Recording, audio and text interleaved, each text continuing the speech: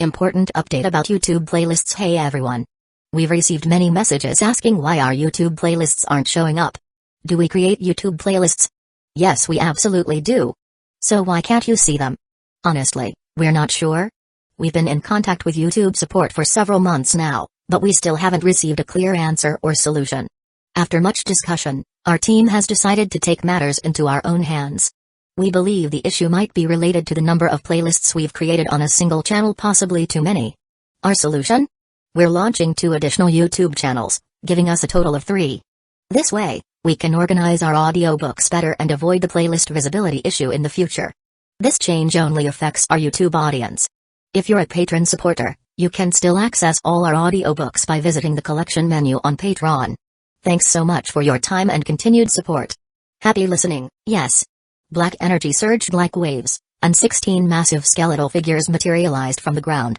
Unlike the earlier ribs and arms, Kamiane had activated the first stage of Susanoo. The 16 half-skeletal figures seemed to crawl out from the abyss, forming a massive encirclement. The black skeletons roared in unison, each with 4 arms, all covered in black flames. Ginkaku's scalp tingled with fear. Not daring to confront directly, he transformed into a streak of golden light, darting and evading. Kamiane stood with arms crossed inside the Susanoo, his face obscured by the dark aura, making it impossible for Ginkaku to see the glistening beads of sweat on his temples. The so-called phantom teleportation jutsu involves creating afterimages through continuous high-speed movement, while using Genjutsu to conceal the traces left by displacement. The visual effect is akin to being truly surrounded by clones. In reality, the true body's position only appears at the moment of attack. At a fixed moment, Ginkaku is actually only subjected to 1 attack. However, when he seizes the opportunity to counterattack, Kamiane uses the teleportation jutsu or Ama no Tokatachi to move back to one of the afterimages, creating the illusion that the clones cannot be eliminated. Although the effect of this move is significant, the consumption is astonishing. Leaving behind mere afterimages is manageable, but now he must also maintain the Susanoo and sustain the Gate of Pain, making the consumption incomparable. It must be noted that once the 8 gates are open to the Gate of Injury, the body begins to suffer damage, entering the dangerous zone of the 8 gates, truly entering the 8 gates state.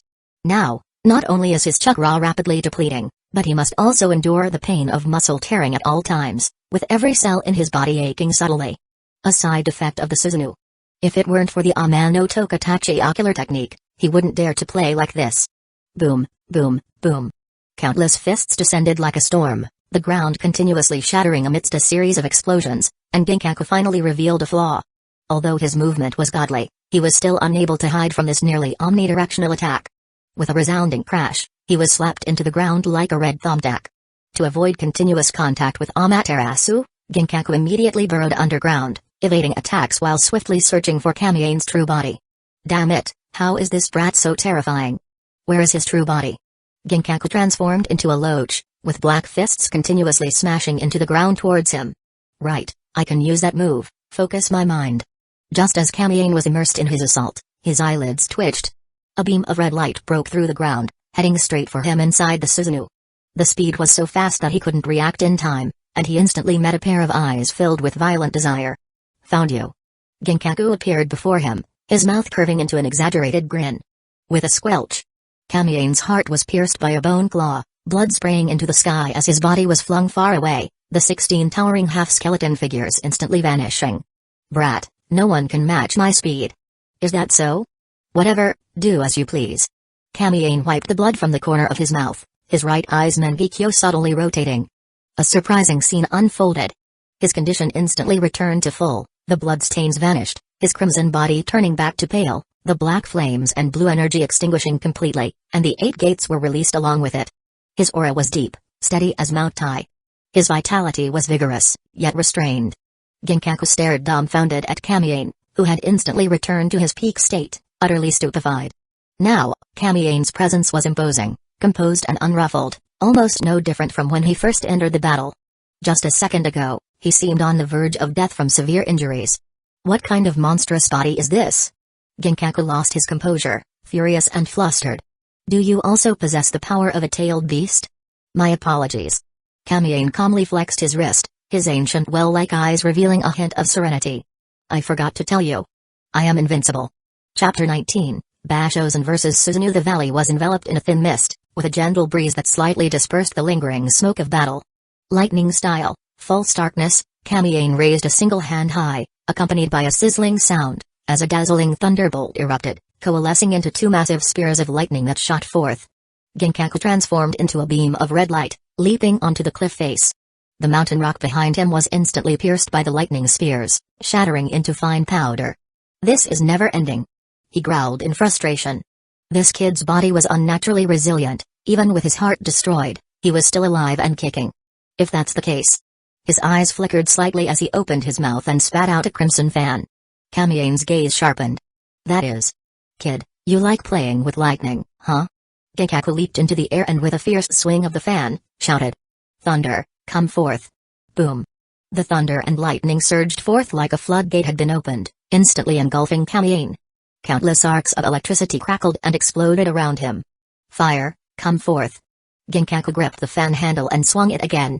A blinding blaze lit up the sky as rolling flames cascaded down, licking the earth like a strand of radiant light falling from the distant sunset, rushing headlong into the sea of lightning.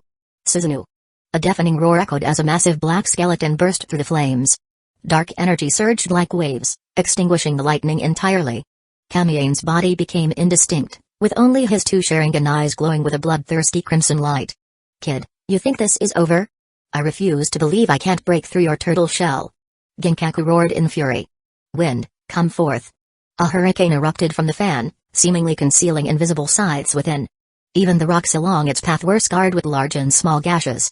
The howling wind merged into the sea of fire in an instant. The wind fanned the flames, and the flames rode the wind's might. Temperatures of thousands of degrees flowed through the air, seemingly capable of evaporating everything. Ginkaku narrowed his eyes, staring ahead with anticipation.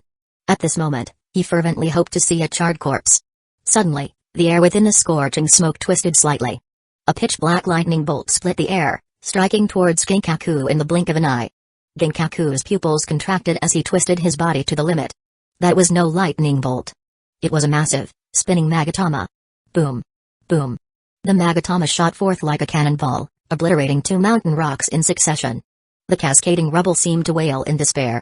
A massive black hand extinguished the flames, and with a low roar, the Susanoo revealed its colossal form. However, the Susanoo was no longer the skeletal figure from before. Dark energy spiraled along its spine, solidifying into tangible meridians and flesh. Muscles bulged across its body as a thick, cloak-like black chakra solidified. 4 robust arms were now clearly visible, transforming it into a true half-bodied giant. You were having quite a bit of fun just now. Kamiane coldly stared at the red figure clinging to the cliff face.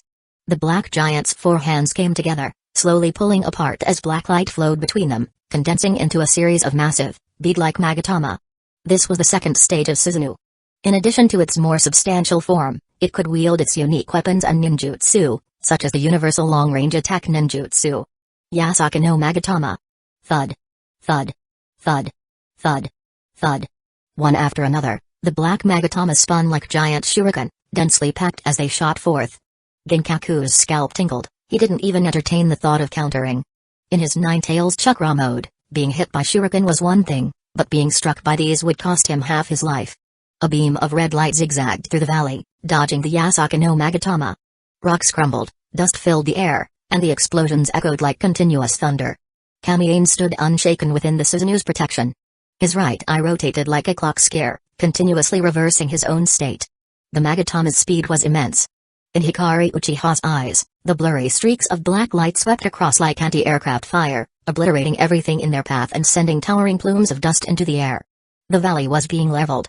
Suddenly, Hikari Uchiha shivered. An intense heat radiated from behind her. She quickly turned to see a massive wave of fire surging towards her. Behind the distorted air was Ginkaku's vicious and cunning face. Don't underestimate me. She closed her left eye as fresh blood streamed from her wide-open right eye. Amaterasu. A single black flame appeared within the crimson sea of fire, like ink dropped onto rice paper, spreading rapidly. The entire sea of fire turned into an abyssal black. Wind, come forth. Silverhorn seemed to have anticipated this move all along. With a wave of the banana fan, a fierce gale erupted, and the surging air currents immediately converged into the sea of fire. Propelled by this force, the black sea of flames swiftly advanced towards Hikari Uchiha. Am I going to die? Hikari gasped lightly, kneeling on one knee. The consumption of Amaterasu was immense, and for her now, It was already a skill comparable to an ultimate move. Moreover, she had just used Tsukahime to control the Berserk Golden Horn. While it might have looked easy to others, only she knew that it had nearly drained more than half of her chakra.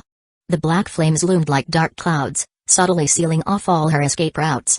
Hikari felt her vision darken, and by the time she realized it, Kamiane had already shielded her with his Susanoo. The rolling black flames spread forward, and Kamiane's Susanoo transformed into a barrier, blocking the high temperature and heat flow. At first glance, the flames of Amaterasu seemed to merge with the pitch-black giant, becoming indistinguishable. However, Kamiane's expression was far from relaxed. The black mist curled as if evaporating, and the grating sizzling sound echoed in his ears. His Susanoo was melting. Fire, come forth.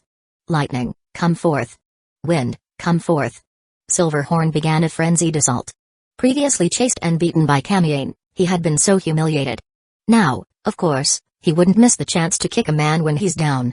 It seems my guess was correct. That woman is indeed his weakness. His attacks were extremely fierce, the banana fan leaving after images as he swung it. To avoid being locked onto by Kamiane, he continuously moved at high speed, changing positions, and unleashed ninjutsu of all 5 elements at once. Damn it, if this continues, I'll really be worn down to death. Kamiane's expression was grave, the tomoe in his eyes spinning like a windmill. Scalding blood streaked down his face, only to disappear repeatedly in the continuous time reversals. At the same time, his Makerad could only adapt to one thing at a time, and he had chosen Amaterasu. Silverhorn's 5 elemental Grand Barrage seemed ferocious, but in reality, what truly inflicted damage on him was this black flame, clinging like a bone-devouring parasite, as if it could consume everything in the world.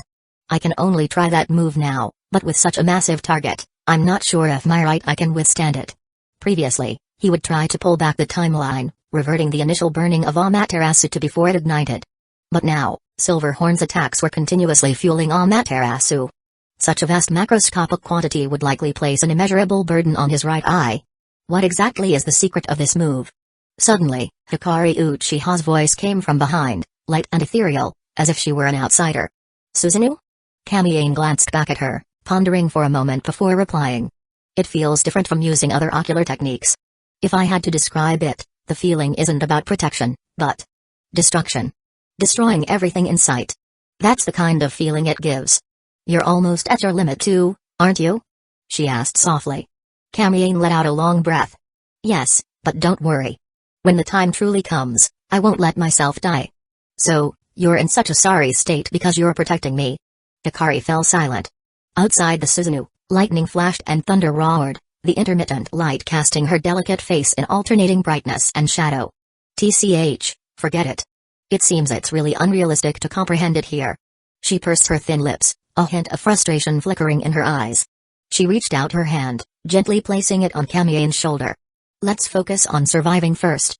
You can teach me slowly later. In an instant, Kamiane shuddered as a massive surge of chakra flooded into his body. The power was deep and turbulent, like scorching magma. This is Tailed Beast Chakra. Kamiane realized that he too was now cloaked in a translucent Tailed Beast Chakra shroud, resembling wriggling strawberry jelly. Chapter 21, Divine Artifacts. You don't really think I'm useless, do you?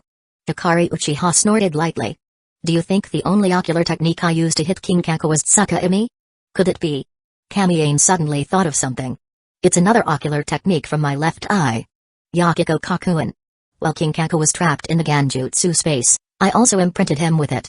Hikari Uchiha raised her small face, her calm tone tinged with a faint sense of pride. As long as I activate it, the Yakiko written from my right eye can directly manipulate his chakra regardless of distance. How about it? The taste of Ninetales chakra. Not bad, right? On the other side, Kinkaku was still lying unconscious on the ground. A red light flickered as the tailed beast cloak actively peeled away from his body. On the back of his hand, the Mangekyo mark of Hikari Uchiha was clearly imprinted. Not just not bad. Hikari's expression stiffened.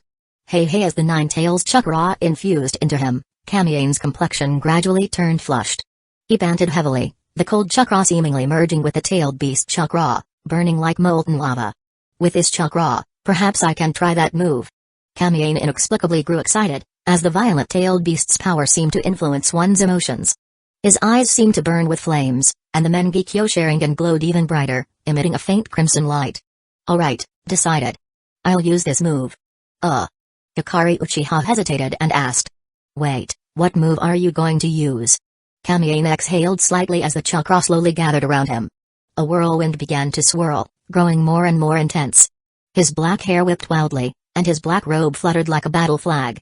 Hikari Uchiha was almost unable to keep her eyes open from the wind. Hikari, watch closely. This is how you use Susanoo. Kamiyane slightly gathered his strength, and the chakra erupted explosively. Susanoo third stage Karasutengu. Black energy rapidly expanded, like boiling magma. The how-bodied giant roared, and its body quickly grew dense armor, resembling black scales that opened and closed in sequence from back to front, emitting crisp metallic clinks. When the Karasutengu helmet covered its head, a half-mast visor revealed a radiant white face. The entire armor tightened, and a pair of brilliant blue eyes shot out light. The third stage Susanoo, built upon the original Susanoo with the addition of Karasutengu armor, had its size increased several times, its defense greatly enhanced, and its arsenal of weapons expanded, even including legendary artifacts. This Susanoo was immensely powerful, but the chakra consumption also increased significantly, and it was highly unstable.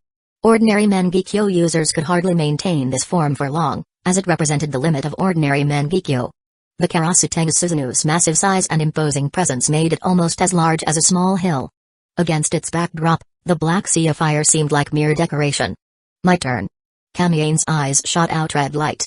The Susanoo's large hand swung, scattering dozens of black magatama across the sky, causing Ginkaku to flee in terror, clutching his bashosen and running. Previously, Kamiyane had to maintain the Susanoo's strength and couldn't spare the effort to deal with Ginkaku. But now, with the armor's enhancement, the Susanoo became much more durable, and Kamiyane could finally counterattack. The sky was filled with Yasaka magatama, thrown out like scattering beans. Ginkaku waved the bashosen, summoning a large amount of sand and a hurricane to block them momentarily. But the magatama surged against the current, nearly slicing off his head. While Kamiyane blocked Ginkaku's movements, he used the Susanoo's other two hands to rub together a black light. A dark, deep aura flowed, and the shape of a long-handled weapon gradually emerged. The black light solidified into a tangible form, with a dark golden sharpness flowing along the long handle. It was a massive spear. The spear's shaft was straight, and its tip was sharp, as dazzling as lightning. The handle was carved with ancient, obscure patterns, exuding a linear beauty. The chilling aura was terrifying even from a distance, like a dragon ready to pounce. Ferocious and savage, yet still agile and elegant. Divine artifact Tatsuka no Aramasa. The four-armed giant gripped the spear's handle, slowly pulling it back. Several magatama forced Ginkaku to descend from midair. Kamiyane seized the moment, aimed at Ginkaku's landing point, and hurled the spear with all his might. Whoosh! The giant spear shot through the air like a black thunderbolt, so fast that a white shockwave burst from its tail. Ginkaku stared at the dark, menacing spearhead, feeling the threat of death for the first time. His pupil shrank to pinpoints. In this critical moment, he hastily used a crimson gourd to deflect the attack. The spear, carrying immense force, shattered the gourd with a single strike. The legendary artifact of the Sage of Six Paths thus met its end in a dim and unceremonious manner. The spear had pierced the ground, unleashing an overwhelming shockwave. The black light spread, and amidst the rumbling, the earth shook violently. Huff! Huff! Ginkaku crawled up from the ground, gasping for breath. He had been blasted away, his exoskeleton shattered, and the red light around his body had dimmed considerably. You little brat, you almost got me, ha ha ha. He grinned wildly, his eyes flashing with the joy of surviving a near-death experience. Kamiyane's lips curled slightly. Is that so? The giant black spear did not disappear. As ancient and intricate runes lit up along its shaft, a ripple suddenly spread across the ground. At that moment, the gravity within a radius of several hundred meters increased hundreds of times. The ground collapsed with a thunderous roar, and even the air became heavy. Ginkaku's body instantly bent forward, his knees cracking, and his spine emitting unbearable creaks. It felt as if he was being dragged toward hell by ghosts from an endless abyss. Damn! What is this? He tried to lift his head, but it was truly impossible. Even raising a single foot required immense effort. Tatsuka no Aramasa. The legendary spear said to be imbued with the law of gravity, not only enhanced the spear itself with gravity but also created a domain that subjected everything within a certain range to dozens or even hundreds of times the normal gravity. Ginkaku fell to his knees with a thud. His hand struggling to support himself on the ground, trembling like a sieve, resembling a bamboo stalk bent under pressure. Although his body could withstand the extreme gravity, the blood in his body would pool downward, causing his brain to suffer from lack of blood and oxygen. He had no choice but to lower his head in a bowing posture to prevent his brain from losing blood. Damn it! He roared. You actually dare to make me kneel before you, you brat. Genkaku finally lost his temper, a red light bursting forth as the Nine-Tails chakra erupted in waves of energy. Though he managed to stand up, he still couldn't break free from the gravitational restraint.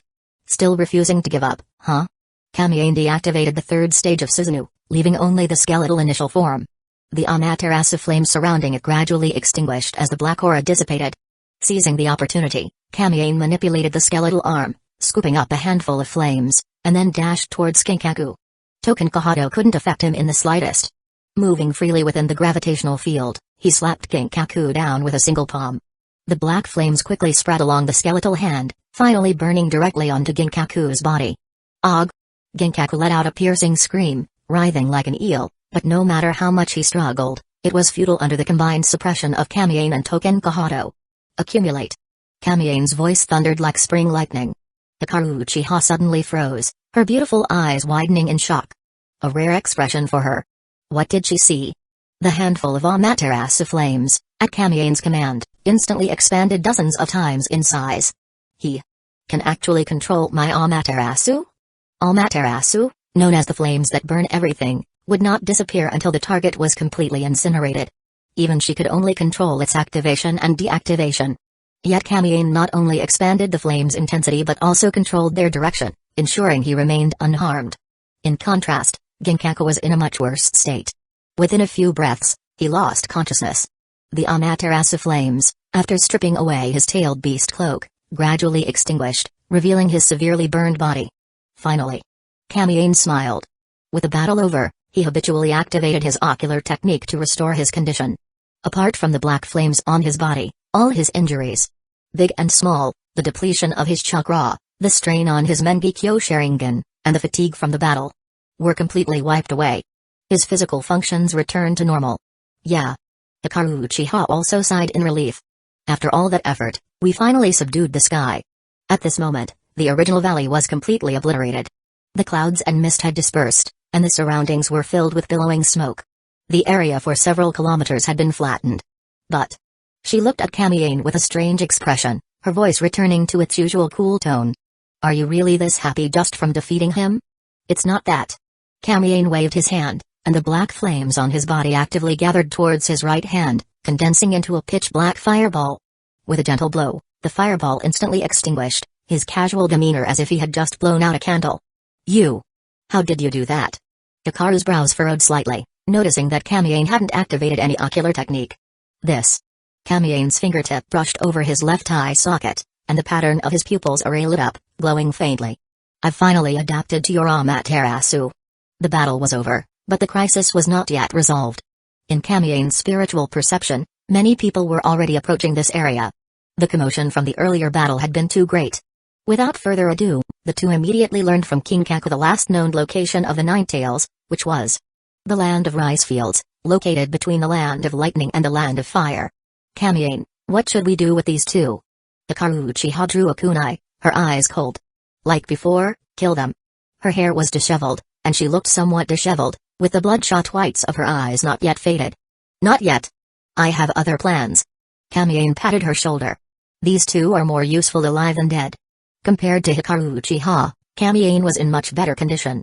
His pitch-black eyes were pure and gentle, and he appeared completely refreshed, as if the earth-shattering battle had nothing to do with him.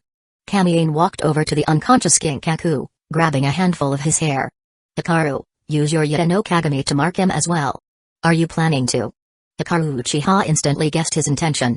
Exactly. These two already possess enormous chakra reserves, and with the Nine-Tails chakra added, they're essentially walking chakra sources. Kamiane eagerly peeled open Genkaku's eyelid. I remember it requires eye contact to activate, right? You're really something. Hikaru Uchiha sighed in exasperation but complied, activating her ocular technique. Soon, a Mangekyo mark appeared on the back of Genkaku's hand. Her Yata no Kagami engraving had the same activation conditions as Tsukaimi. First, eye contact was necessary. If the target's mental strength was weaker than Hikaru Uchiha's, the mark could be directly applied. Otherwise, it could only be successfully engraved if the target permitted it or if the target was unconscious and unable to resist. That's more like it. With these two as our batteries, we won't have to worry about chakra shortages for a while. Kamiane clapped his hands. Hikaru Uchiha glanced at Genkaku. Aren't you taking his six-path tools? Useless trinkets. In the past, I might have considered it. Kamien shook his head lightly. He raised his hand, forming a sword seal, and a foot-long chakra blade immediately extended from his fingertip.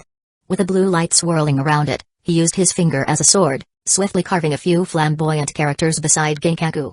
Perpetrator, Uchiha of Hidden Leaf Village. There, now it's perfect? Kamien scratched his chin, a satisfied smile on his face. You. Hikaru Uchiha was slightly stunned, looking at him with a mix of exasperation. Is this really okay? What's the big deal? Hidden Leaf Village is a major power, they can handle a little trouble. Kamien shrugged nonchalantly. Madara-sama is probably causing trouble for Hidden Leaf Village right now too. I'm just helping him out. Alright, the Hidden Clouds Village pursuers will be here soon. Let's use that technique to retreat. With that, he bit his index finger and quickly formed a series of hand seals. Reverse summoning jutsu. With a poof, his figure vanished, turning into a wisp of white smoke that slowly dissipated. Hikaru Uchiha followed suit, her slender, jade-like fingers lightly smearing blood on her cheek as she formed the seals. Reverse summoning jutsu. Her vision suddenly darkened, a brief sense of dizziness passing over her.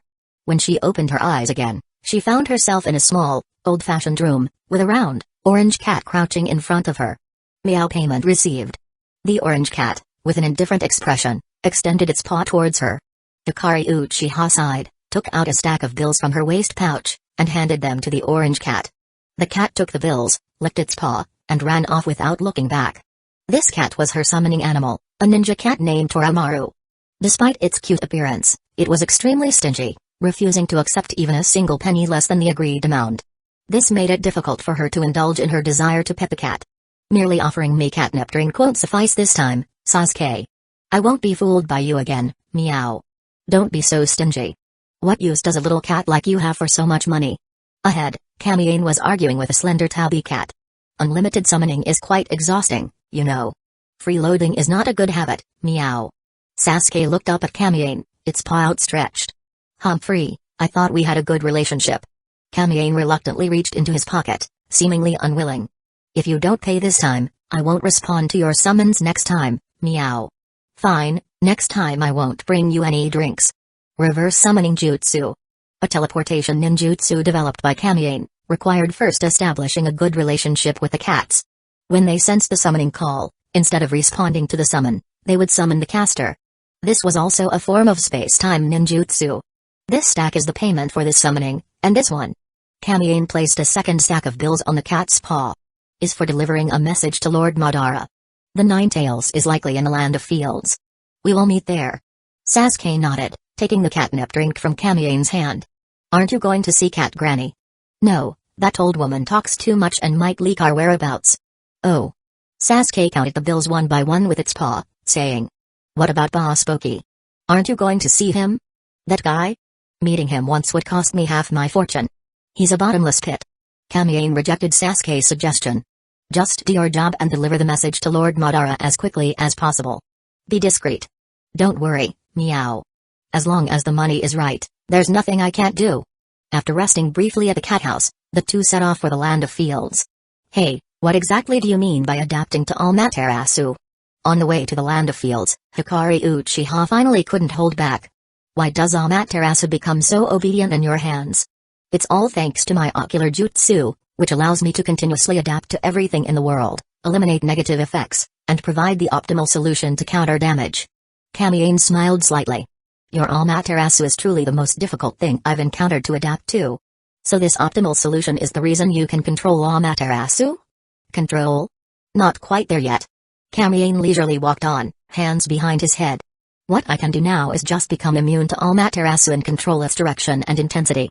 I'm still far from truly controlling it. How did you do it?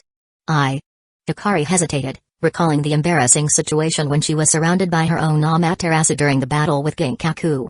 The ocular jutsu Amaterasu, while incredibly destructive, also caused significant harm to the user. Apart from consuming a large amount of chakra, both releasing and closing the jutsu placed an unimaginable burden on the eyes. Especially closing it. When the flames were overwhelming, forcibly shutting it down would have been unbearable for her eyes. Even though she was the caster, she almost died by her own jutsu. If only I could control the direction of Amaterasu. Want to learn? Kamien turned to look at her, a teasing smile on his face. I can teach you. Hikari Uchiha stared at him, her beautiful eyes flashing with determination. Stop playing around. Are you going to tell me or not? Ahem. Kamiyane cleared his throat.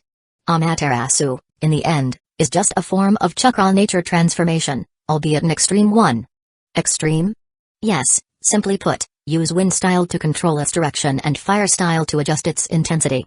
To extinguish it, you need to separate the chakra that comes into contact with Amaterasu. But this requires a bit of fine control. Chakra shape transformation is no joke. As he spoke, Kamiyane's expression became serious, while Hikari listened attentively, her moist almond eyes filled with curiosity. The two walked and talked, naturally falling into a teacher-student dynamic of imparting knowledge. For a long time, Hikari Uchiha's training had been guided by Kamiyane. Apart from ocular jutsu, all ninja skills were taught by Kamiyane. Tracking enemies, stealth reconnaissance, the three basic jutsu, ninjutsu, and taijutsu.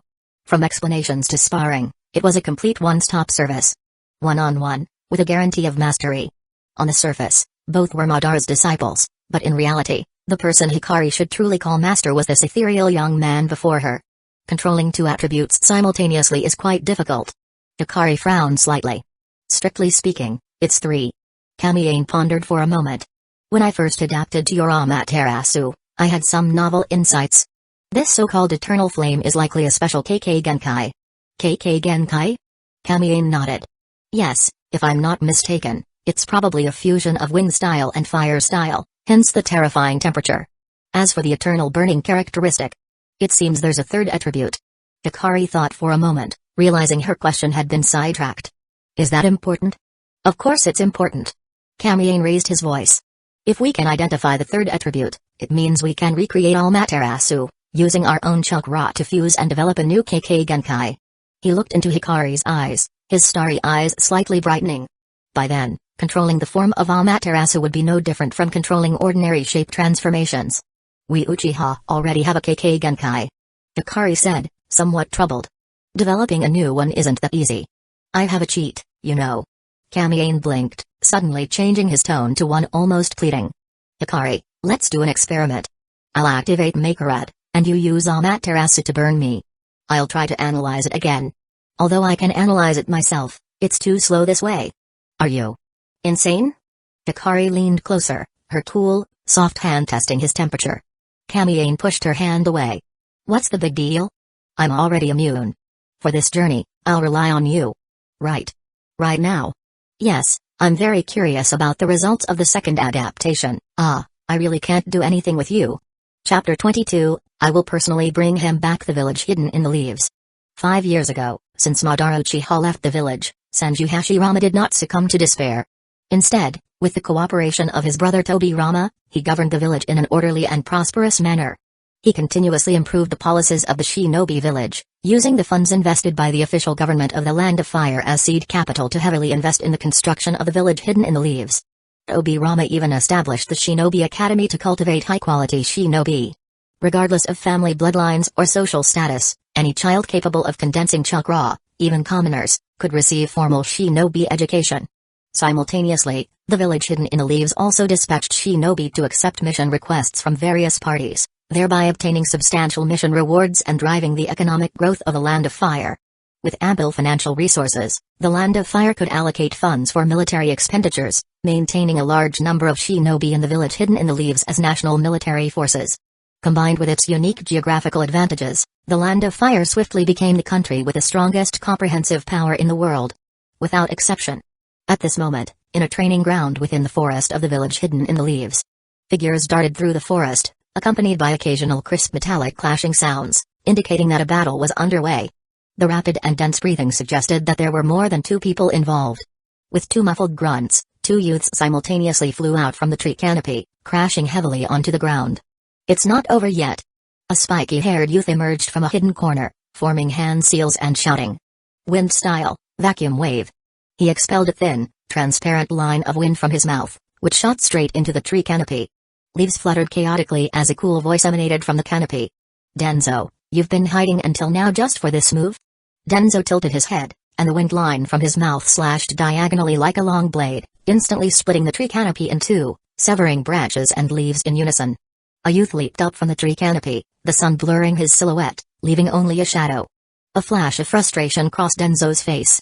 He had missed his target. Fire style, Phoenix Sage Chloride. Immediately, Denzo's eyes were illuminated by flames as dozens of burning fireballs flew out from the shadow. Kagami Uchiha. Don't underestimate me. Denzo growled, changing his hand seals and thrusting out both palms. Wind style, air/wave. Wind pressure gathered in his palms, expelling bullet-like air currents. Under the impact of this force, the fireballs swayed precariously, extinguishing one after another in the surging wind. However, Denzo did not show a relieved expression, for he saw that within the extinguished flames, spinning shuriken were revealed. Not good. He exclaimed. Buzz. In the air, countless hidden threads materialized. The shuriken paused briefly in front of Denzo's face before shooting back into the bushes like a flock of birds returning to their nest, landing in the hands of the youth. The youth landed sideways, his black robe fluttering in the wind. He stood with his back to the crowd, hands clasped behind him, the prominent Takaiwa clan emblem on his back clearly visible. You've lost. Kagami Uchiha stated indifferently. On the ground, a pineapple-haired, monkey-faced youth struggled to get up, unwilling to concede. I can still fight. Hiruzen, I've already held back. Kagami's voice was cool and detached. The gap between a Jonin and a Chunin isn't something that can be bridged by numbers. Humphrey, as long as I can still move, I haven't lost. Saratobe Hiruzen glared, leaping up from the ground. He drew a kunai and charged straight toward that back. Fine then, let me show you what the true power of the Uchiha is. As the kunai drew closer, Kagami Uchiha remained motionless. Without any extra movement, he simply turned his head and glared.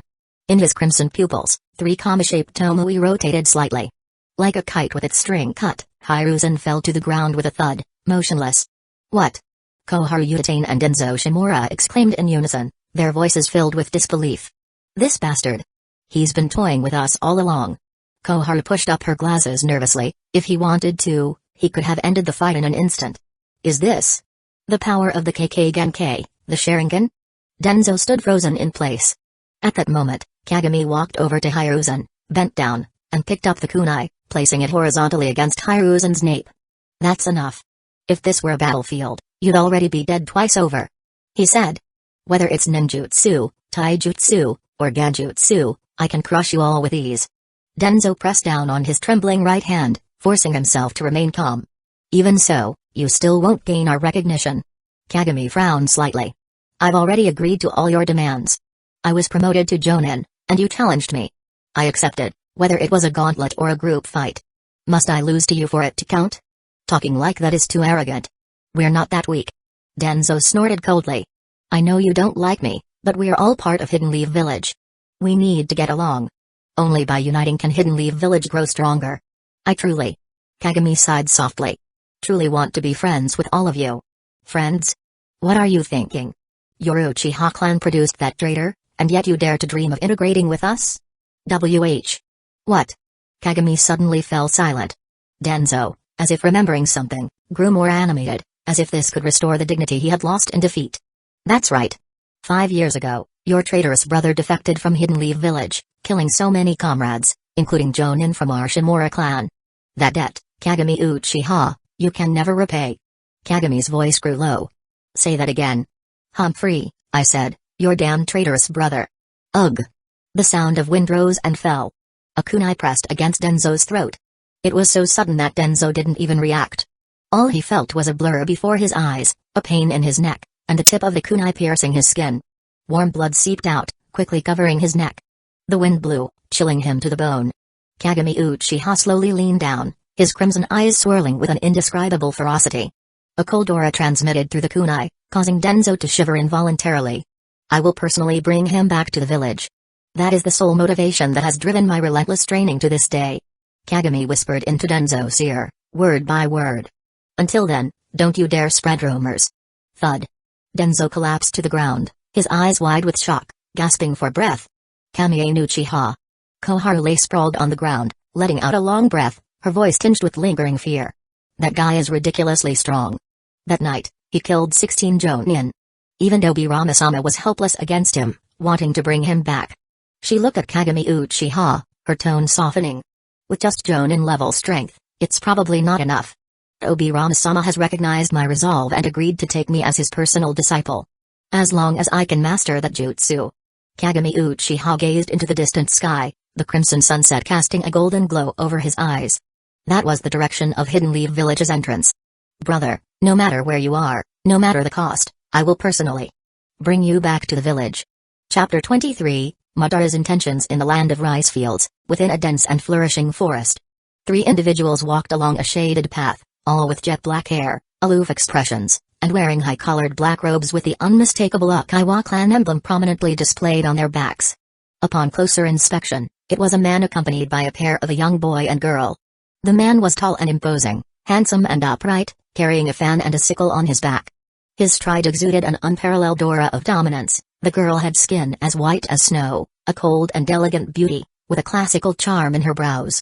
Though petite compared to the man, her almond-shaped eyes were vivid, like a pool of autumn water, complementing her ethereal and aloof demeanor, as if she were born with an innate sense of solitary elegance. The boy was as radiant as jade, with finely chiseled features and long eyelashes. His eyes, distinctly black and white, appeared gentle and pure at first glance, but upon closer inspection, they were profound and introspective, as if connected to the depths of the starry sky. The transcendent aura he inadvertently exuded could only be detected by true masters. These 3 were naturally the Uchiha trio who had arrived in the land of rice fields. After their reunion, Kamiane utilized the soul transformation technique to swiftly traverse the entire land of rice fields in less than half an hour. Their target for this mission lay within this very forest. Kamiane immediately stepped forward with small, quick steps. Lord Madara. The task of capturing the 9 tails later will fall to you. Madara said indifferently. Understood. Kamiane nodded calmly. He appeared composed, as if he had anticipated this outcome. Madara glanced at him sideways. You're not surprised? Train soldiers for 1,000 days, use them in a single moment. Kamiane smiled. Ever since you instructed us to gather in the land of rice fields, I had a feeling this would happen. Train soldiers for 1,000 days, use them in a single moment. Madara repeated thoughtfully. Humphrey, those words are quite apartment of course, you've spared no effort in training us. Even if we were shameless, we couldn't just freeload forever. Kamiane scratched his head. In fact, ever since you formulated the Eye of the Moon plan, I knew that the 2 of us would inevitably play a role in it. Oh? Madara raised an eyebrow in mild surprise. Go on. Kamiane casually plucked a stalk of grass and chewed on it. The first step of the Eye of the Moon plan is to obtain Hashirama Senju's cells. That means we'll inevitably have to face Hidden Leaf Village in battle soon. Capturing the 9 tails this time is also in preparation for that battle, ensuring the plan proceeds without a hitch. However, Hashirama Senju is known as the god of shinobi, a ninja on par with you, Lord Madara. Even with the 9 tails, there's no guarantee things won't go awry. This battle. Kamiane glanced at Madara, noticing his slightly furrowed brow, and quickly amended his words. This will undoubtedly be a battle worthy of being recorded in the annals of shinobi history. But Lord Madara, having prepared for so many years, will surely handle it with ease. Kamiane chuckled nervously, rubbing his hands together. Once this is done, Lord Madara will focus on awakening the Rinnegan. After that, the task of capturing the tailed beasts will inevitably fall to the 2 of us. So that's how it is. Hikari Uchiha blinked, suddenly understanding. Then, it's necessary to assess our combat capabilities in advance. The 9 tails is the perfect test subject. Indeed, if the 2 of us can successfully complete this capture mission, Lord Madara will have no more worries and can fully focus on his battle with Hashirama Senju. Kamiane nodded in agreement. You seem to have misunderstood something. Madara's voice was low and cold, sending a slight chill down Kamiane's spine. Madara glanced at Hikari beside him. I never said she would assist you. This capture mission is yours alone. The air instantly grew still. Huh? Kamiane's mouth hung open, as if struck by lightning, the stalk of grass falling from his lips. Madara's gaze shifted to Hikari. In this battle, you are not to use the Uchiyo to assist him, nor are you to provide him with any help. Hikari Uchiha's small mouth opened slightly, clearly shocked as well. Humphrey, you're clever. You've guessed most of my thoughts, but this one thing. Madara said seriously. Hikari is our trump card. I have no intention of revealing her too early, nor do I plan to involve her in this decisive battle.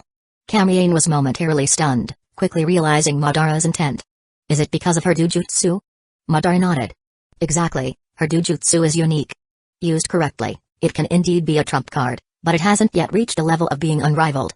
She needs time to grow. If the Hidden Leaf Village side becomes aware of her existence, Even if Hashirama doesn't act, Tobirama will surely take drastic measures to eliminate her. Hikari immediately jumped in front of Madara, raising her small fist, her voice firm. Lord Madara, I can do it. What I need is you after you've grown. Madara reached out and gently patted her head. Your weakness is too obvious. Without the eternal Mangekyo Sharingan, using your abilities always comes with side effects. Without Hashirama's cells, you will eventually go blind. Then what about him? Hikari's face flushed slightly as she pointed at Kamiane. Surprisingly, Madara actually smiled. I chose him because his dojutsu is special. He patted Kamiane's shoulder. This kid can continuously refresh his state through time reversal. Every battle is zero consumption, and the negative effects on his body are completely erased. There's no need to worry about the side effects of the Mangekyo Sharingan. Kamiane felt a bit speechless, secretly relieved that he had kept his true abilities hidden. If Madara knew the true power of Ama no Tokatachi, he would likely be treated as nothing more than a tool. But before he could voice his thoughts, Hikari urgently said, "But I can help you. During your decisive battle with the head of the Senju clan, I can provide you with chakra. We've marked the gold and silver brothers of Hidden Cloud's village in the Land of Lightning, and they have 9 tails chakra within them. I can also try to mark the 9 tails, so you won't have to worry about chakra depletion." No. Madara interrupted her. This decisive battle is between me and Hashirama. Neither of you are to participate. Even Kamiane is only responsible for post-battle tasks. He turned to Kamiane. If I succeed, Hidden Leaf Village will not sit idly by and let me leave. You are to ensure my safe departure. If I fail, there's no need to retrieve my body, but you must recover the 9 tails. It is an indispensable part of the Eye of the Moon plan. Kamiane was momentarily stunned. So, this capture mission is to verify whether I currently possess the strength to subdue the 9 tails head-on. You truly are clever. Madara smiled with satisfaction. Kamiane took a deep breath. But what if I fail? Rest assured, if it comes to that, I will intervene to ensure your survival.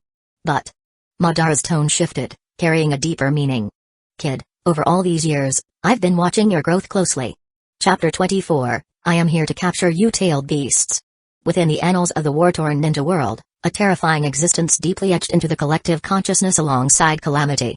Their power is so overwhelmingly dreadful that not only ordinary people, but even ninjas tremble in fear, regarding them as malevolent beasts akin to natural disasters. Throughout history, countless ambitious individuals have sought to wield them as weapons to dominate the entire ninja world, and gradually, they have become synonymous with war. In truth, the tailed beasts also possess thoughts and emotions, and their resentment towards humans who exploit them at will grows ever stronger. The 9 tails is the strongest among the legendary 9-tailed beasts. Its destructive power capable of annihilating an entire ninja village, nearly limitless chakra, deep-seated hatred for humans, and ferocious and brutal nature all proclaim its level of danger. Kamiane deeply agrees with this. Because, he now stands before the 9 tails. In a relatively open clearing within the forest, a gigantic fox lies in deep slumber, sprawled in a lazy posture. Its exaggerated size resembles an orange mountain, with steel-like fur rising and falling with each breath. Even its gentle exhalations stir up whirlwinds. Although he has witnessed the 9 tails chakra and battled its pseudo-jinchuriki, facing the real entity still leaves him awestruck. Just by observing its mountainous form and sensing its vast, oceanic chakra, Kamiane knows that his current ocular power is insufficient to directly control it with a Mangekyo Sharingan. Insufficient ocular power is one aspect, his Ganjutsu skills are also not advanced enough. A single Ganjutsu cast might result in him suffering a backlash, bleeding from all 7 orifices. Who dares disturb my slumber? The 9 tails slowly opens its eyes, its 2 lantern-like red vertical pupils narrowing slightly upon seeing the intruder. Hello. Kamiane takes 2 steps forward, standing before the 9 tails, and offers a harmless smile. You carry a very detestable aura. The 9 tails raises itself, causing the ground to tremble, and the nearby trees to quiver. Kamiane's hair is blown back by its breath, yet he continues to smile. 9 tails, I am here to capture you. Since it's impossible to instantly defeat the 9 tails, his strategy is to attack its psyche first, severely weaken it, gradually deplete its strength, and then use Ganjutsu to subdue it when it loses rationality. The 9 tails glares. Since when have humans become so audacious? Being devoured by the descendants of the 2 Sage of 6 Paths was one thing, but now even a brat dares to scheme against it. Enraged, it lets out a thunderous roar, sending shockwaves rippling through the air. Hundreds of meters away, atop a towering cliff, Madara stands with Hikaru Uchiha, observing the battle. Is it really okay for him to provoke the 9 tails like this? Hikaru watches the scene below with bated breath, her mouth slightly agape. That's the Nine Tails. Dealing with Ginkaku, who possessed the Nine Tails chakra, was already earth-shattering. Now, facing the real thing, he can still smile. Madara crosses his arms and snorts lightly. Rather than worrying about him, focus on yourself. Use the method I taught you to conceal your chakra, or the Nine Tails will detect you. I'm not worried about him. Hikaru's face flushes slightly as she mutters. The Nine Tails probably has no time for us now, it's completely enraged by Kamiane. Below the mountain, the wind surges like tidal waves. Kamiane stands straight at the storm's center, like bamboo breaking through rock, firm and unyielding. Nine Tails, I heard you're the embodiment of rage, but now it seems you're not that fierce. Facing the overwhelming aura and bestial ferocity, an ordinary person would have already collapsed in fear. Yet Kamiane not only doesn't retreat but even taunts the Nine Tails. I've provoked you like this, and all you do is roar? The Nine Tails, infuriated, raises its claw, and with a boom, the ground instantly shatters, debris and soil spraying like water. You asked for this. The Nine Tails snorts coldly. Soon, the dust is blown away by the wind. Its eyes narrow as it sees Kamiane standing lightly on its claw, arms crossed, calm and composed. You. My name is Kamiane Uchiha. As soon as he finishes speaking, Kamiane moves. He flashes like a black ghost, darting up the Nine Tails' foreleg.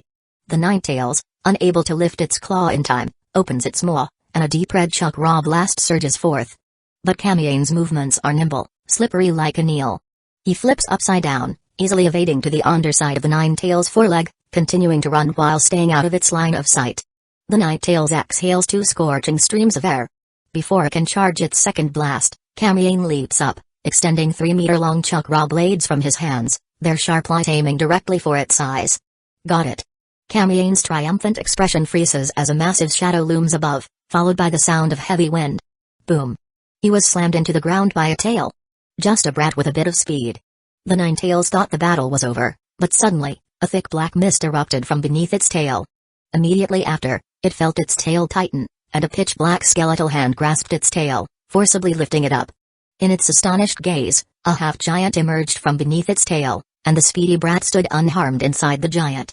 Kamiane directly activated the second stage of Susanoo, with 4 massive hands grabbing one of the Nine Tails' tails, and with a powerful swing. An immense force erupted, and the Nine Tails was flung away, sliding dozens of meters across the ground, leaving 4 deep trenches before it finally came to a halt. The Nine Tails bared its teeth, its fur bristling with rage, its 9 long tails thrashing like dragons, smashing relentlessly at Susanoo, venting its full fury. Boom. Boom. Boom. Boom. Kamiane controlled Susanoo to defend, but under this storm-like assault, even the second stage Susanoo began to crack. The crisp sound of cracking echoed like crystal shattering. Kamiane's gaze turned grave as cracks spread and expanded, even the internal skeleton showing signs of breaking. Seeing the black giant before it so resilient, the Nine Tails lost patience and charged forward, its exaggerated size causing mountains to tremble and forests to quiver, flocks of birds scattering in chaos. Sometimes, being too big isn't a good thing. Kamiane immediately deactivated Susanoo, while forming the hand seals for phantom teleportation jutsu. His body splitting into 8 phantoms that scattered in all directions, causing the Nine Tails to miss its target. Die. The Nine Tails howled to the sky, its tails thrashing wildly, not sparing a single phantom. Its seemingly fluffy fox tails carried immense force, shattering wood and shaking the earth. The ground couldn't withstand its thrashing, stirring up clouds of dust. Supergiant Rasengan. The Nine Tails was startled, a sharp pain coming from beneath it, followed by an astonishing force. Kamiane had somehow appeared beneath it. Ah! He held a massive Rasengan with one hand, leaping out. The Nine Tails roared, the fur where the Rasengan made contact instantly emitting smoke. Although this strike didn't shatter its body, the immense force was enough to send it flying. Its massive body soared high, its shadow enough to cover the entire forest. The Nine Tails roared, its lantern-like vertical pupils wide with rage, but also a hint of human-like confusion. The chakra required for that last move was immense. This kid's aura was ordinary, so how did he suddenly produce such chakra? Kamiane stared at the Nine Tails descending from the sky, clasping his palms together, mimicking drawing a bow and arrow, aiming at the Nine Tails in midair. That last move hadn't been easy. The seemingly powerful supergiant Rasengan had forced him to rewind 3 times in mere moments. Only then had he accumulated enough chakra. In the brief moment the Nine Tails was suspended in midair, the air twisted, and dark flames emerged from Kamiane's hands, dancing like spirits. The flames expanded instantly, a terrifying high temperature enveloping the surroundings. Centered around Kamiyane, plants and flowers dried up inch by inch, quickly turning to ash and scattering. The black flames burned fiercely, yet obediently gathered into his right hand, forming a burning bow and arrow. In the distance, Hikari Uchiha covered her mouth in surprise, and even Madara's eyes widened slightly. That was Amaterasu. He actually did it. Hikari stared at that figure, her beautiful eyes wide with shock. Indeed, after a long journey of adaptation, with the help of Hikari Uchiha, Kamiyane had continuously analyzed Amaterasu, attempting to comprehend its essence. Through relentless and frenzied construction, trying over and over again, he had finally completed a secondary optimization. Amaterasu. The legendary inextinguishable black flames, its three chakra natures were wind, fire, and yin. Wind bestowed agility and grace, fire bestowed scorching heat.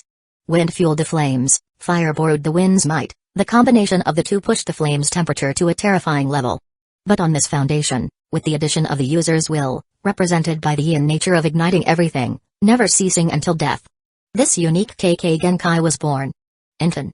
The arrow suddenly contracted. After absorbing enough power, it solidified instantly, then contracted again, repeating this several times. A pitch-black arrow took shape, its body dark and profound, the high temperature fully contained, the surrounding air twisting, as if even sunlight was being devoured. Kagatsuchi's arrow. Kamiyane coldly exclaimed. The black arrow shot forth, its speed like lightning. In the second it disappeared, the nine-tails grunt was heard. Chapter 25, Kamiyane vs. Kurama. The black arrow was as swift as wind and thunder, and the nine-tails felt as if it had only blinked before the sharp arrowhead was already in front of its eyes. It swiped at the black arrow with its claw, but clearly underestimated its force. With a PFFT sound, the black arrow pierced through the nine-tails claw and entered its body through the shoulder, exploding into a mist of blood. Explode.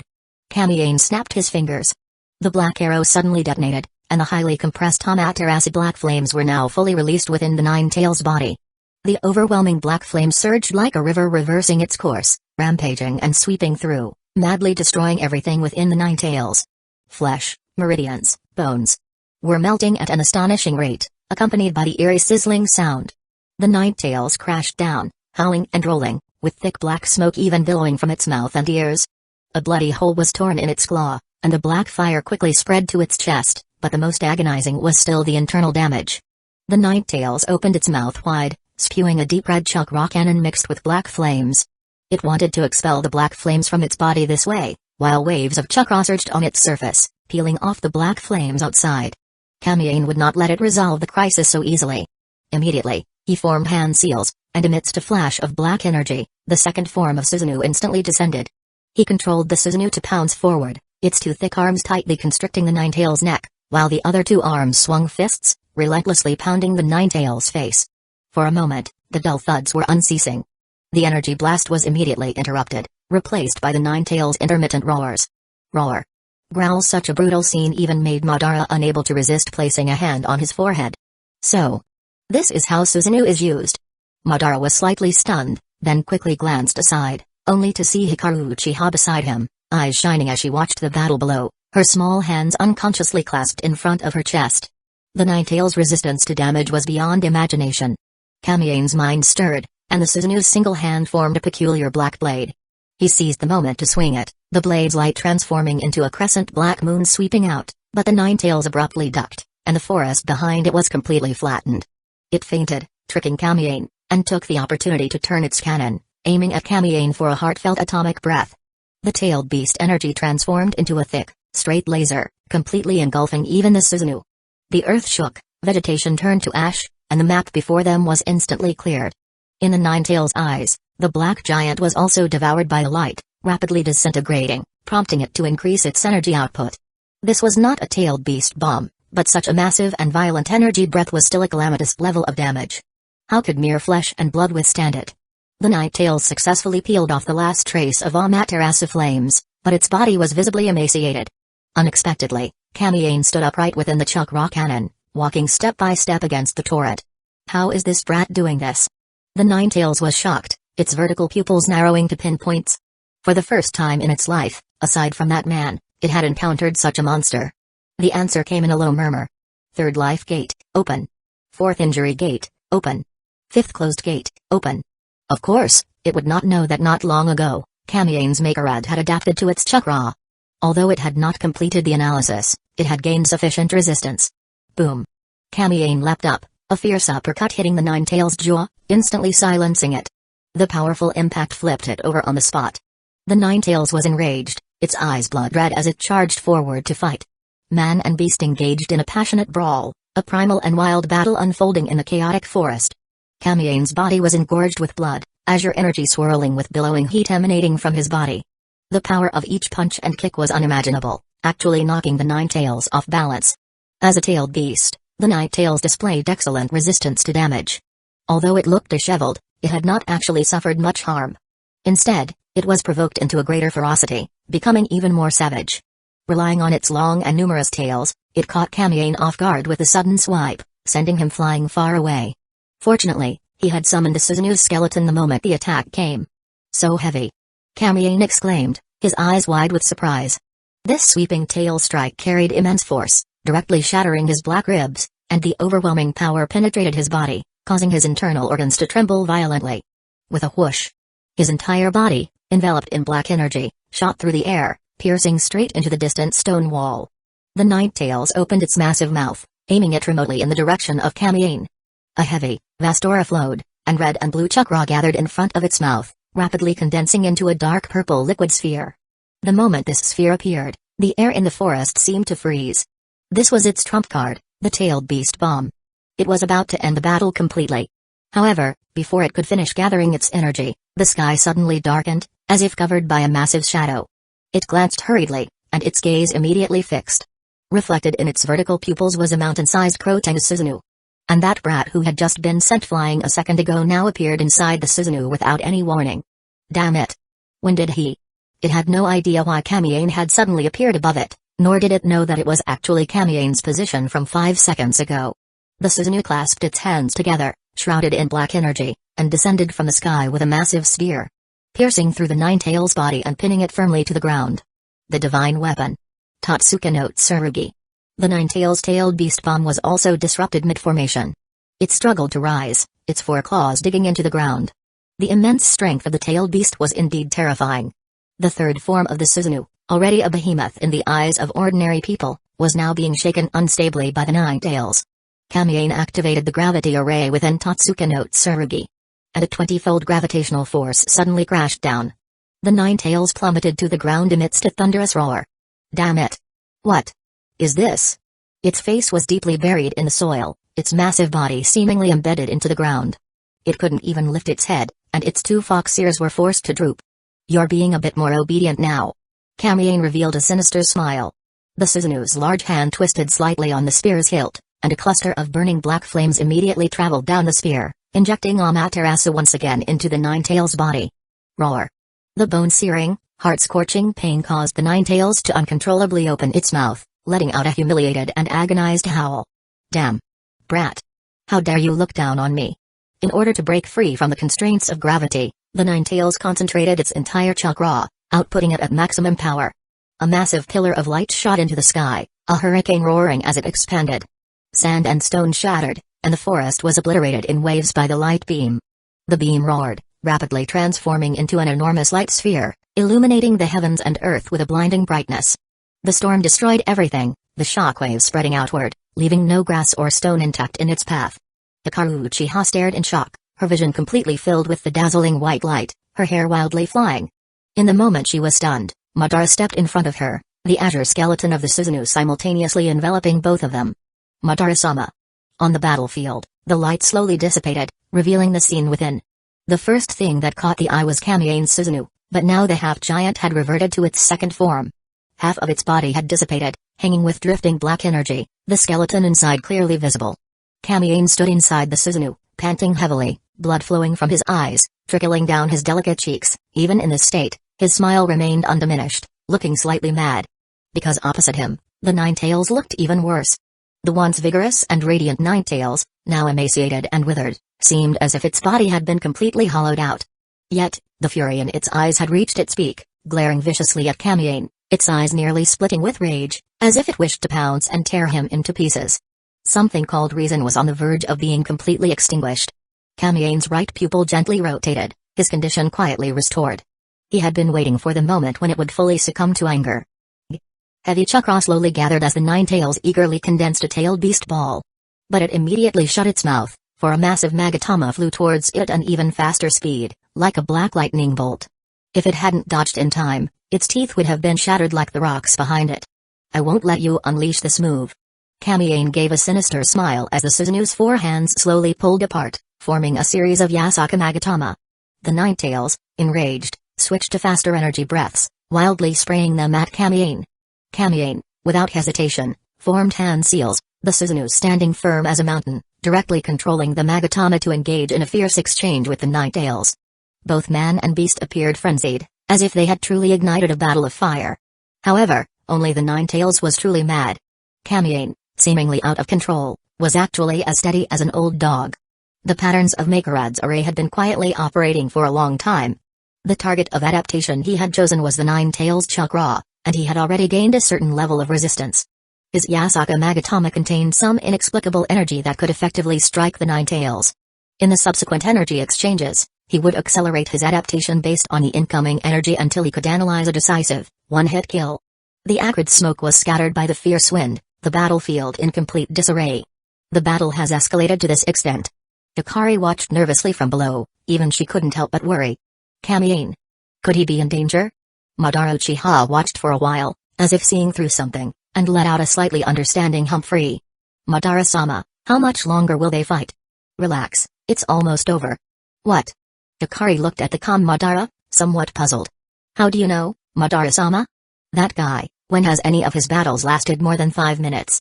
Soon, the light dimmed, and Hikari knew the battle had been decided. The entire battlefield was left with only billowing smoke.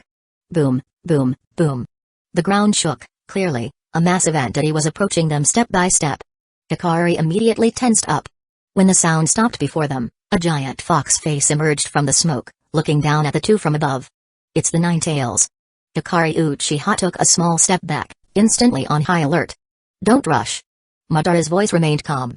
At that moment, the nine tails slowly lowered its head, atop which sat a young man, somewhat lazily. Hikari then noticed that the nine tails' two red vertical pupils had somehow transformed into the shape of three Tomoe Sharingan.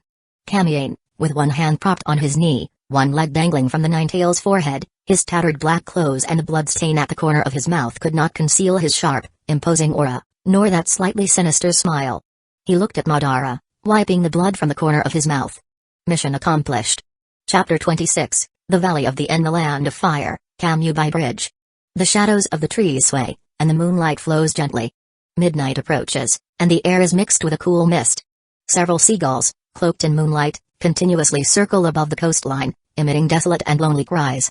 Outside a hidden cave by the shore, Madara Uchiha is giving his final instructions. Enough. Your task is to guard the base and ensure no one discovers this place. Madara-sama. Hikari Uchiha trembles as she extends her hand, her almond-shaped eyes glistening with tears, looking pitiful. Her gaze carries a plea, unsure whether she wants to beg him to stay or to request to accompany him. But whatever it is, it ultimately crumbles under Madara's cold gaze. Her voice is faint, and she nods lightly. Do not attempt to seek us out. Do not act rashly until we contact you. Madara turns around, facing the sea. The waves churn, yet his expression remains neither sorrowful nor joyful. At this moment, he is fully prepared for departure. He carries a war fan on his back, scrolls at his waist, and his sickle gleams with a sharp polish. His dark red armor reflects the moonlight. The sea breeze brushes against his face, and his waterfall-like long hair sways with the wind. I know you're resentful, but this is the best arrangement we have. Madara's tone softens, a rare occurrence. With the nine tails, I won't have any chakra deficiencies. And your eyesight. It has deteriorated significantly, hasn't it? Ah. Hikari's eyes widen in surprise. In her blurred vision, Madara's silhouette merges with the moonlight. She unconsciously clenches her fists, opens her mouth, but no words come out. Tears silently fall, splashing into circles on the rocks. Sigh. Not far away, Kamien lets out a long sigh. He stands alone on the other side, leaning against an age palm tree. Its slender leaves, bathed in moonlight, cast a dappled shadow on his pale face. Like Madara, he is now fully armed. Over his original black combat attire, he wears a vest like soft armor, with arm guards on both arms. A long sword is strapped to his back, and his medium short hair is neatly tied at the back. In fact, his current attire bears a striking resemblance to Itachi Uchiha during the night of the Uchiha clan massacre in the original timeline.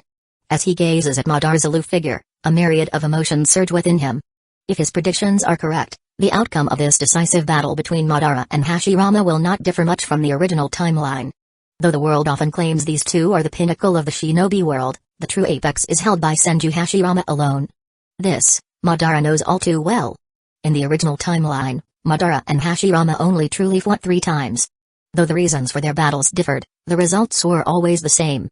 The first time, after transplanting his brother Izuna's eyes and awakening the eternal Mangekyo Sharingan, Madara clashed with Hashirama and was ultimately defeated by him, bringing an end to the Warring States period.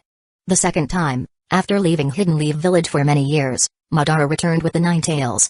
Hashirama, believing Madara truly intended to destroy the village they had founded together, unleashed his full fury and struck Madara down with a single blow.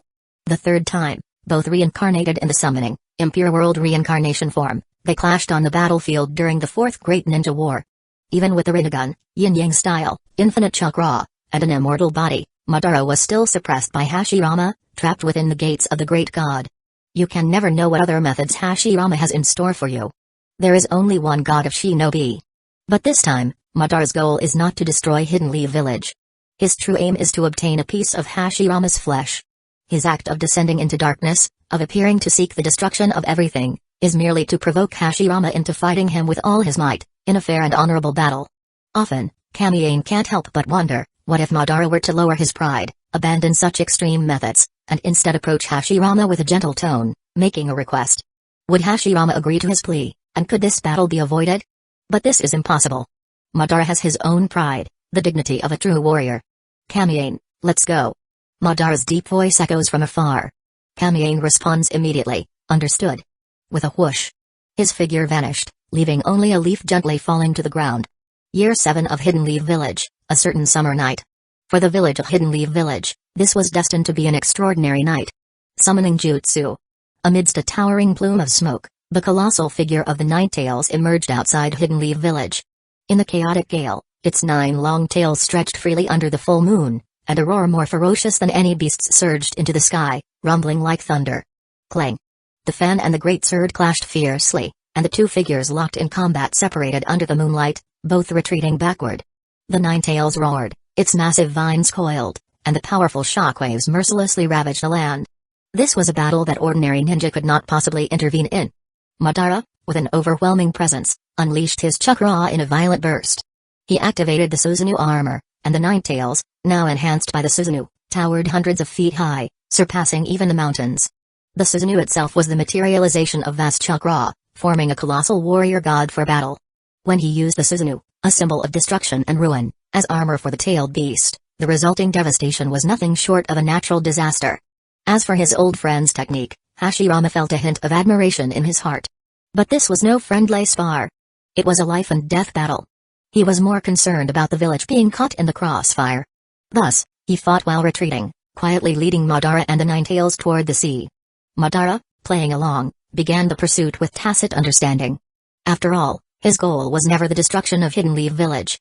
From beginning to end, his target had always been Hashirama alone. Kamiane quietly lurked in the shadows, trailing far behind them, always maintaining a distance that was neither too close nor too far. His mission was to retrieve the Nine Tails, and all he needed to do was wait silently for the battle to end. Suddenly, his brow furrowed slightly. In his spiritual perception, he sensed that quite a few people had also emerged from Hidden Leaf Village, sneaking along far behind. What are these guys planning? As he pondered, a crimson beam flashed by, shooting toward a distant island. Immediately after, a massive fireball erupted on the island, as if the sun had risen prematurely. The entire land trembled, and the blinding light illuminated the entire forest. The deafening explosion echoed across the heavens and the earth. This is the level of their battle? Kamiane stared in shock, his back pressed against a large tree, a chill running down his spine. In that instant, he had seen it clearly. That red beam was unmistakably a tailed beast bomb infused with the power of the Susanoo. He couldn't help but click his tongue in awe. Thankfully, he hadn't allowed the Nine Tails to unleash a tailed beast bomb earlier. Otherwise, with his current strength, he truly wouldn't have been able to withstand it. Looking out at the battlefield, through the thick smoke, He could vaguely make out a faint azure glow in the towering silhouette of the wood golem. The sound of splintering wood mingled with the Nine Tails' roars. At the center of the battlefield, Madara Uchiha stood high above within the Susanoo armor. Hashirama, it's been a long time since we fought seriously. You should know. I'm not the same as I was before, right? Hashirama's expression was grave. Clapping his hands together, he gathered his chakra while attempting one last plea. Everything up until now, all our efforts. Do you want them to go to waste, Madara? He looked up, facing the enormous Susanoo armor. There's no benefit to us fighting. This battle will only harm the village and the ninja, only dishonor our brothers and comrades. Madara glared down at him, his expression growing colder. You dare to lecture me? I don't want to kill you. Hashirama's eyes remained sincere. Are you saying you could kill me anytime you want? No, I mean, we're friends. Madara's face twitched, and a flicker of emotion passed through his eyes. He growled. I've already crossed to the other side. As if to emphasize his stance, the Nine Tails beneath him let out a deafening roar, its voice shaking the heavens. Hashirama was momentarily stunned, his thoughts instantly dragged back decades to a bright, sunny morning. Two innocent boys, competing with each other, throwing stones across the river. The image of that spirited young boy gradually overlapped with the figure before him, but no matter how hard he tried, they could not fully merge. Finally, with a roar, the image shattered into chaos. There's no other way. Hashirama closed his eyes in disappointment. When he opened them again, all traces of reluctance and sincerity were gone, replaced by pure resolve. And the black facial markings infused with dense natural energy. Sage art. Through several thousand hands. With a mighty shout, Hashirama's chakra transformed into a visible radiance. Amid the sound of colossal wood creaking, 1,000-armed wooden Buddha, hundreds of feet tall, rose from the earth, standing tall between heaven and earth. Under the moonlight, its immense shadow completely enveloped the land. I'm coming, Madara. Bring it on, Hashirama. Chapter 27, How dare you, brat. Kamiane stood quietly amidst the trees. In the distance, the previously dominant Nine Tails now lay in the palm of the wooden Buddha giant, resembling a small kitten. Its eyes were closed, and its peaceful and docile demeanor made it seem as if it were asleep. A gentle breeze passed, causing its orange fur to ripple like waves. From this angle, the Nine Tails looks quite tame. Kamiane's mind wandered with unfocused thoughts. Although the target was right before his eyes, he still dared not act rashly. It wasn't out of fear of the hidden leaf shinobi behind him, but rather, the battle between Madara and Hashirama had yet to be decided. The battle had already lasted for 3 days and 3 nights. Kamiane wrinkled his nose. At some point, the forest had begun to fill with the fresh scent of soil, and the air grew increasingly humid. He gently extended his palm, and a raindrop fell into it, shattering into a cool, crystalline spray. It was raining. This time, it's your turn to fail. Under the empty waterfall, Madara gasped for breath, wielding his fan and scythe, and looked at the equally exhausted figure across from him, a victorious smile playing on his lips. Both of their chakra reserves were nearly depleted, their faces etched with weariness, their armor shattered beyond recognition, leaving them in a pitiful state. Hashirama slightly raised his head, staring at his former best friend. Whether due to excessive exhaustion or severe injuries, his eyes seemed somewhat unfocused. Suddenly, the water beneath their feet rippled. Madara had moved. Hashirama, reacting belatedly, raised his long sword and charged toward his opponent at the same speed. A flash of blade light, and their figures crossed and separated. With a splash, Hashirama plunged into the water, the spray scattering as he was struck in the abdomen. Madara, however, remained standing. Turning his head, he saw the complex, unwilling look in Hashirama's eyes, and a smile on his face grew even more pronounced. This time, I'm the one standing, the opposite of before. Lightning streaked across the sky, and countless raindrops fell from the heavens, pitter-pattering on their faces. The misty haze blurred their features. Hashirama struggled to prop himself up, his gaze falling to the water's surface, staring expressionlessly at his own reflection, his lips moving. The dream has just been realized. I want to protect it. I can't let you. Madara chuckled softly. You look quite despondent, Hashirama. Not giving up this time? Thud. A blade pierced through his chest, exiting from his back and piercing his heart. Blood trickled down with the rain, quickly dyeing the water red. Madara's eyes widened in shock as he stared blankly at the blade that had impaled him, his vision gradually blurring. He turned his gaze in disbelief, looking at Hashirama behind him, then at the wood clone before him, his pupils contracting slightly. I was stabbed in the back. From behind came Hashirama's low, weary voice. I will protect protect my village. No matter what happens, I still firmly believe that protecting the village means protecting people, protecting shinobi, and protecting children. Whether they are my friends, brothers, or even my own children. Anyone who dares to oppose the village, I will never let them go. You've changed. Hashirama. Madara's pupils trembled as he weakly knelt down. Hashirama looked down at him indifferently, his calm eyes devoid of emotion. Something called friendship was slowly unraveling and disappearing. You've got your priorities wrong. One day, this will become the village's darkness. With a thud, Madara collapsed to the ground, just as Hashirama had moments before. He closed his eyes, and his breath ceased. Madara Uchiha had fallen. Hashirama looked up at the sky, the entire night reflected in his pupils. Under the faint moonlight, it seemed as if all the raindrops were falling from a single point in the sky, destined to land in his eyes. You can use wood style, so the village will be called Hidden Leaf Village. You can use fire style, so the leader will be named Hokage. He suddenly felt very cold, his vision blurring. An overwhelming wave of exhaustion, like a floodgate opening, swept over his entire body. He could no longer hold on, allowing the fatigue to consume him as he collapsed beside Madara's lifeless body. Half a minute later, a young man silently appeared on the other side of the waterfall. With clear eyebrows and handsome features, eyes like black jade, it was none other than Kamiane. He walked step by step towards the two, gazing deeply at the corpse of Madara Uchiha. The heavy rain poured like a curtain, yet his face showed neither joy nor sorrow. After an unknown amount of time, his gaze fell upon Hashirama. He hooked the scythe with his foot, raised it high, and aimed it at Hashirama's head. Under the cold moonlight, the blade glowed with a piercing, icy light. Farewell, God of Shinobi. The guillotine-like judgment was about to fall when suddenly, an enraged roar erupted from the forest. How dare you, brat! The sound of the wind was piercing as a Fuma shuriken shot through the air. Ding! Sparks flew as Kamiane's scythe was knocked aside. Immediately after, a man rushed towards Kamiane with lightning speed, a kunai slicing through the air with a cold arc. Who are you? Kamiane saw the man's face clearly, leaned back slightly, and easily avoided the attack, but was also forced to retreat. My name is Sarutobi Sasuke. The man declared with a deep shout, announcing his name. Kamiane nodded slightly. Humphrey, the current head of the Sarutobi clan, right? I know you too. The man pulled out a scroll from behind, his gaze icy. Kamiane Uchiha, the traitor who followed Madara Uchiha and defected from Hidden Leaf Village 5 years ago. Your hands are stained with 22 lives, including 16 Jonin, 2 special Jonin, and 4 Chunin. The Senju, Sarutobi, Shimura, and even your own Uchiha clan have suffered casualties. On the night of your defection, you stole forbidden technique scrolls and destroyed countless village properties. Your crimes are too numerous to mention. As he spoke, over a dozen Hidden Leaf Village shinobi emerged from the forest, surrounding Kamiane. Their auras were come and collected, all at the Jonin level. Kamiane glanced around indifferently, picked his ear, and said flippantly. If you hadn't mentioned it, I wouldn't have known I was so impressive back then. Arrogant.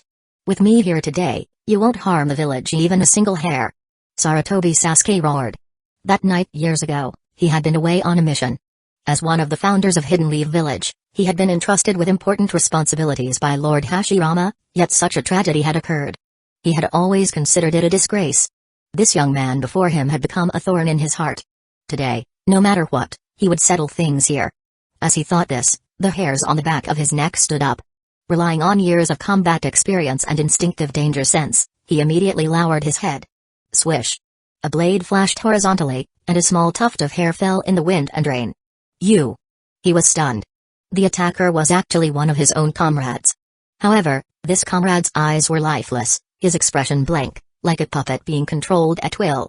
Sarutobi Sasuke immediately understood. It was a Genjutsu. Damn it! He shouted in warning. Don't look into his eyes. Years of combat experience had taught him the habit of not looking into an enemy's eyes during battle, which was why he hadn't noticed that Kamiane's eyes had quietly turned a bloody red. But his warning came too late. A series of muffled groans and the sound of blades piercing flesh reached his ears. By the time he subdued his comrade, the area was already littered with casualties. These shinobi were actually of very high caliber, with some having fought against the Uchiha clan before and knowing not to look directly into their Sharingan. Yet, they couldn't escape the blades of their own comrades. In short, only a mere 4 shinobi, like Sarutobi Sasuke, remained unafflicted by the Genjutsu and survived the ambush. Not good. Sarutobi Sasuke suddenly realized something, his face twisting in horror. He reached out towards Kamiane, his eyes wide with fury. Stop! The shinobi controlled by the Ganjutsu, seeing that they couldn't succeed, all drew their swords and committed seppuku without a moment's hesitation. In an instant, the situation reversed, and blood flowed everywhere. The few who survived by luck immediately gathered around Sarutobi Sasuke, facing the boy they couldn't look directly at, as if facing a formidable enemy. "Sorry, I'm not in a good mood today. I'm not usually like this." Kamiane stood there as calmly as ever, a dark and cold aura slowly flowing around him. Everyone couldn't help but shiver, feeling that this rainy night was exceptionally desolate. Chapter 28, The Substitute. I summoned the spirit eye. Will absolutely not forgive you. Sarutobi Sasuke spoke with deep hatred, his eyes brimming with undisguised killing intent. With a bang, the scroll emitted white smoke.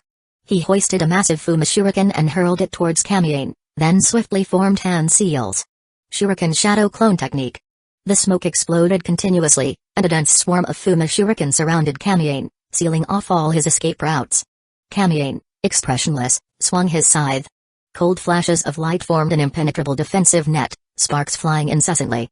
The incoming Fuma shuriken were all dismembered, reduced to a pile of scrap metal. But it didn't end there. With a sharp flick of his wrist, the scythe surged against the current, slashing towards Sarutobi Sasuke. Sarutobi Sasuke hastily retreated. With a whoosh, the blade extended a foot long, cicada wing thin light edge. What? His pupils contracted sharply. Caught off guard, the kunai he used to block was severed in two, and his cheek was slashed. Kamiane retracted the scythe, deftly twirling it in a flourish, shaking off the blood from the blade. "TSK, didn't Lord Tobirama share intel with you?" He feigned confusion. "This move is called Leaf on Autumn Dew. Strange, he's seen it before." His answer was a surging fire dragon. "Fire style, fire dragon flame bullet." Kamiane's lips curled into a smirk. His body swayed, leaving behind an afterimage as he effortlessly dodged the fire dragon. Amidst the swaying rain, a dozen figures appeared outside the encirclement. Each was an exact replica of Kamiane, each wielding a scythe. A dozen black-haired youths had now encircled the Hidden Leaf village shinobi. A dozen scythes danced in unison, icy blue edges rippling through the air. Except for Sarutobi Sasuke, the other four were thrown into chaos, frantically fighting against a dozen Kamians. Blades clashed, ninjutsu rained down, but when they struck, they found only illusions. The real Kamiane. They hadn't even touched his sleeve. Just then, a sudden change occurred. Two Kamians simultaneously plunged their scythes into the chests of two Hidden Leaf village shinobi. Blood sprayed as their bodies were bisected midair. Finally, all the figures merged into one, leaving only Kamiane standing in the same spot. Water style, water fang blade. With one hand forming a seal, he used the scythe as a conduit. Water compressed into a thin blade along the edge, and with a swish, it slashed forward. The water blade shot out at extreme speed, nearly invisible in the heavy rain. Sarutobi Sasuke only noticed a slight distortion in the rain curtain before realizing the danger. He yanked his companion's shoulder a split second too late. The crescent-shaped water blade flashed through the air, instantly painting a pinkish bloodline. Sarutobi Sasuke stared blankly at the severed arm in his hand. His companion had been cleaved in two by this technique, organs spilling out, the water beneath their feet now a pool of crimson. He charged madly towards Kamiane, flinging countless shuriken. But playing shuriken in front of an Uchiha was like wielding a broadsword in front of Guan Yu. Kamiane didn't even bother to look, deflecting all the shuriken by sound alone. However, Sarutobi Sasuke seized the moment to close the distance. The Sarutobi clan's taijutsu was formidable. Kamiane couldn't immediately subdue him. Feigning an opening, Sarutobi took the bait. A sharp slash cut through the midline, and with a squelch, Kamiane's right arm was severed at the shoulder, the scythe clattering to the ground. Kamiane's finger twitched slightly. In the rain, dozens of nearly invisible threads shot out, instantly binding Sarutobi Sasuke's body. Autumn Dew. Kamiane's left hand flicked with extreme speed, and a thin chakra blade emerged from his palm, delivering a lethal strike to the throat. Bang! As the smoke dissipated, the figure of Sarutobi Sasuke before him had transformed into a wooden log. Substitution technique? Kamiane's reaction was equally swift. The moment the smoke appeared, he used the blood on his right arm to form a single-handed seal and pressed it to the ground. Summoning jutsu. Dark-colored seals spread out, accompanied by a surge of chakra. A giant cat emerged from the billowing smoke, causing the ground to shatter instantly. A male figure was sent flying far away by the shockwave. Sarutobi Sasuke wiped the blood from the corner of his mouth, his eyes filled with solemnity as he gazed at the suddenly appearing giant cat. Bakeneko? Bakeneko. Bachi, a legendary spirit cat, was the only ninja cat in the cat house with an enormous size. According to the intelligence of the Uchiha clan, Bocce had an exceptionally long lifespan and had long since developed extraordinary intelligence, even mastering the legendary sage art. It was a divine beast that had not formed a contract with anyone for centuries. Yet now, it had been summoned so casually, appearing right before his eyes. The Bakeneko's body was a deep blue, with a pair of large, bronze vertical pupils. Its beautiful fur was dreamlike, constantly shifting patterns, and it was surrounded by an ethereal black mist, both eerie and hazy. Kamiane stood atop the cat's head, looking down at Sarutobi Sasuke from afar, stroking his chin with his remaining left hand. I underestimated you. I didn't expect Hidden Leaf Village to have such a troublesome figure besides Tobirama. Meow, the giant cat Bocce spoke in human language. 3 million. Deal. Kamiane's face flashed with a hint of concealed pain. He pointed at Sarutobi Sasuke. Kill him for me. Bocce's eyes rolled, revealing a human-like shrewdness. You'll have to add more. How much more? 2 million. Forget it, then just restrain him. Don't let him interfere with me. Kamiane chose to compromise. 500,000. Deal. Kamiane nodded firmly. He flipped down, and the giant cat simultaneously stepped forward, charging toward the distant Sarutobi Sasuke. Don't underestimate me. Sarutobi Sasuke's eyes widened, and his hands flashed as he pressed them to the ground. Summoning Jutsu. Appear. Monkey King Inma. A white line extended across the water's surface, and in an instant, a cloud of white smoke erupted. A giant monkey broke through the smoke, engaging in a fierce battle with Bocce. Sarutobi Sasuke glanced at Kamiane, preparing to give chase, but the Bakeneko Bocce suddenly took a deep breath, its body floating lightly into the air, blocking both him and Inma. Don't even think about escaping. Bocce said. Then let me witness the legendary power of the Bakeneko. Sarutobi Sasuke raised his hand high. Inma, adamantine staff. Transform. Inma shouted, and in a thick cloud of white smoke, it morphed into a staff, landing in Sarutobi Sasuke's hand. He swung the staff horizontally, and the adamantine staff thickened in midair. Puff. It struck Bocce's round belly, turning it into dust. What? Sasuke was momentarily stunned. The sensation was strange, as if he had hit a balloon. Bocce let out a meow. And its entire body exploded into a deep blue mist, leaving only its cat head floating in the air, condensed but not dispersing. It stirred up a dark tornado, trapping the unprepared Sarutobi Sasuke in place. Thud. Thud. Thud. Bocce's cat head floated weightlessly in the air, and from within the smoke, the sound of blunt strikes could be heard continuously. Yet, it let out a contented purr, its expression looking quite punchable. Kamiane smiled leisurely, the patterns in his pupil shifting. The moment the Mangekyo pattern appeared, his right arm was restored to its original state. Suddenly, his expression slightly changed as he sensed a familiar yet unfamiliar soul in his perception. Chapter 29, Good brother, won't you give your elder brother a hug? My father.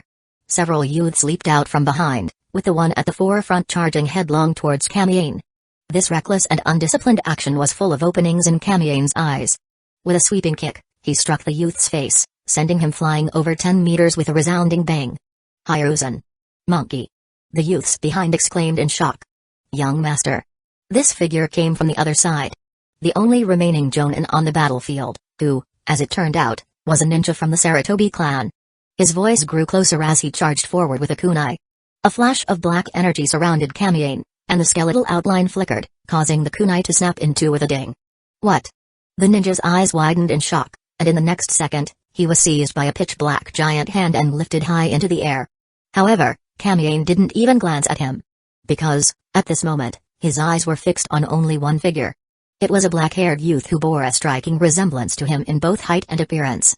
Brother. Brother. Kagami Uchiha stared blankly at Kamiane, his steps inexplicably unsteady. Kamiane stared at him for a long while before finally revealing a sinister smile. You've grown quite a bit, my dear brother. Kagami stood frozen, at a loss. He had imagined countless scenarios of reuniting with his brother, but he never expected that when he finally saw him again, faced with that familiar yet unfamiliar face and that ever-mocking gaze, he would be completely stunned. He forgot to breathe, his heart pounding wildly. That figure, those eyes, that Mangekyo pattern. The last time he had seen them was on that full moon night 5 years ago. The two shared a 70% resemblance in appearance, with soft facial lines and long eyelashes, though the contours of their eyes were slightly different. Kagami's features leaned towards a delicate femininity, with slightly drooping outer corners of his eyes, giving him a lazy look when he squinted. Kamiane, on the other hand, had phoenix eyes, with the outer corners slightly upturned, long but not narrow. Despite being a man, he exuded a delicate and lively charm, not only possessing a visage that could enchant all but also carrying an air of natural authority and the noble aura of a celestial being descended to the mortal realm. "Are you so happy to see your brother that you're stunned?" The voice drifting by his ear snapped Kagami back to reality. He was horrified to realize that Kamiane had somehow appeared right in front of him, speaking softly into his ear. Swish. Reacting on instinct, he thrust out the kunai in his hand. Kamiane merely flicked his wrist, accurately catching Kagami's hand, as if he had willingly offered it. "What, couldn't resist giving me a hug?" He stared into his brother's eyes as the skeletal hand of Suzuno clenched with force, crushing the Sarutobi clan's Jonin right before his eyes. "Brother." "Kamiane." Kagami's face twisted in anguish. Hey. Kagami, what are you doing?" From afar, Shimura Denzo shouted angrily. "Didn't you vow to capture him yourself? What are you doing now?" Kagami finally activated his Sharingan. When Kamiane saw the three pitch-black Tomoe, a faint hint of disappointment flashed in his eyes. "Ugh!"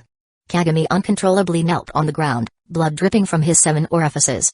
His vision spun, and his consciousness grew hazy, as if he were about to be flung off the planet.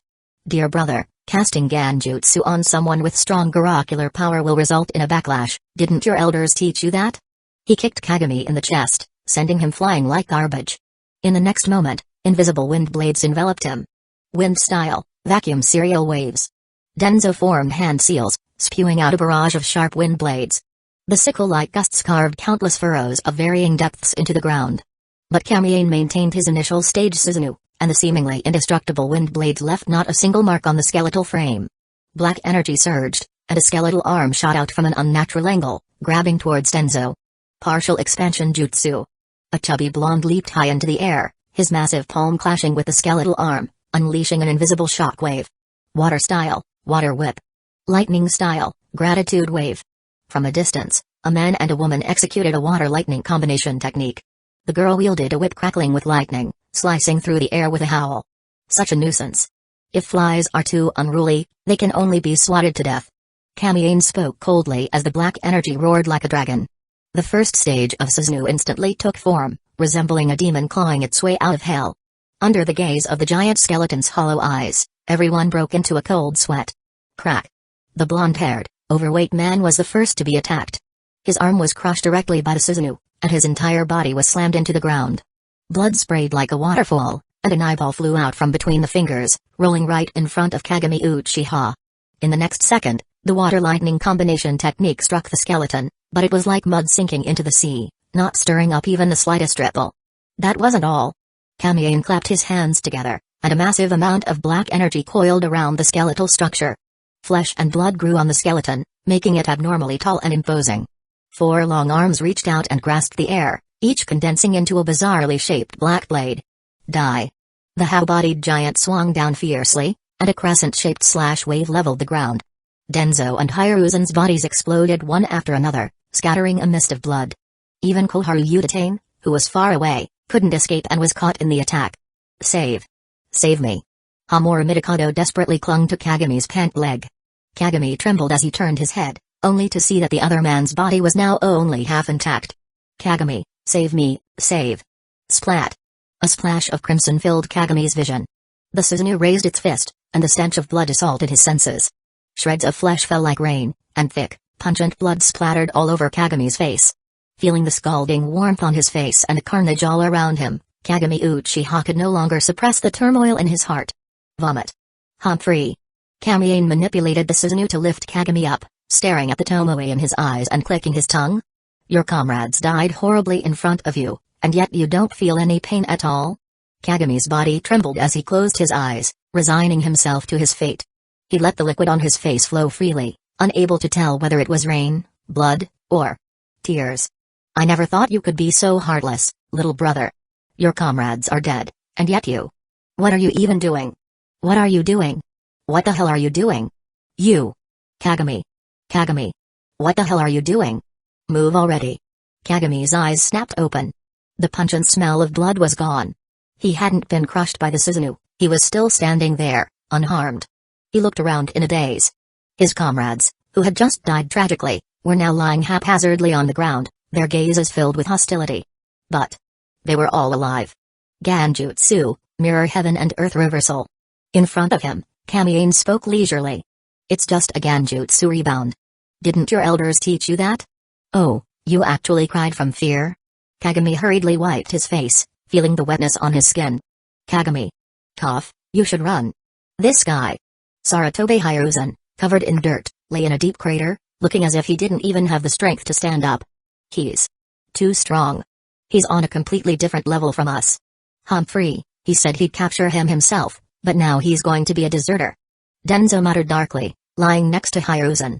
But seeing that no one was paying attention to him, his voice faded to a whisper. Go. Quickly. Okimeki Torafu lay sprawled on the ground, gasping for breath as if he had just emerged from water. Koharu Utane's face was filled with despair. 2 clear tears streamed down her still pretty face. Go. Let Lord Tobirama avenge us. Kamiane smiled as he spoke. While you were lost in that little Genjutsu, I took the opportunity to teach your comrades a lesson. They're much more obedient now. Chapter 30, Hiruzen, Denzo. What capabilities do you possess? Kagami Uchiha gazed at his elder brother, the one who had effortlessly annihilated all their comrades in the midst of casual conversation. He found himself utterly devoid of the courage to even draw his kunai. After enduring that terrifying Genjutsu, his will to fight had been completely extinguished. Techniques like Shuriken Jutsu, Kaken Jutsu, and even his most prideful Genjutsu were rendered insignificant in the presence of such overwhelming power. What if he truly unleashed the strength displayed within that Genjutsu? Acting rashly could very well lead to the gruesome deaths of his comrades. Do you think that by not taking action, your comrades won't die? Kagami's heart plummeted, and he looked up in terror. Kamiane was observing him with an air of calm composure, his faintly smiling eyes seemingly capable of piercing through all of Kagami's thoughts with ease. The skeletal frame reappeared, a dark, shadowy bone arm rising high, slowly drifting above Hiruzen and the others like a colossal serpent prowling an ancient forest, greedily searching for its prey. Dear brother, who among them are you closest to? Kamiane inquired lightly, his gentle tone resembling that of a caring elder brother inquiring about his sibling's social life. But to Kagami's ears, it was nothing short of a demon's whisper. What? What are you planning to do? He dared not answer. What am I planning to do?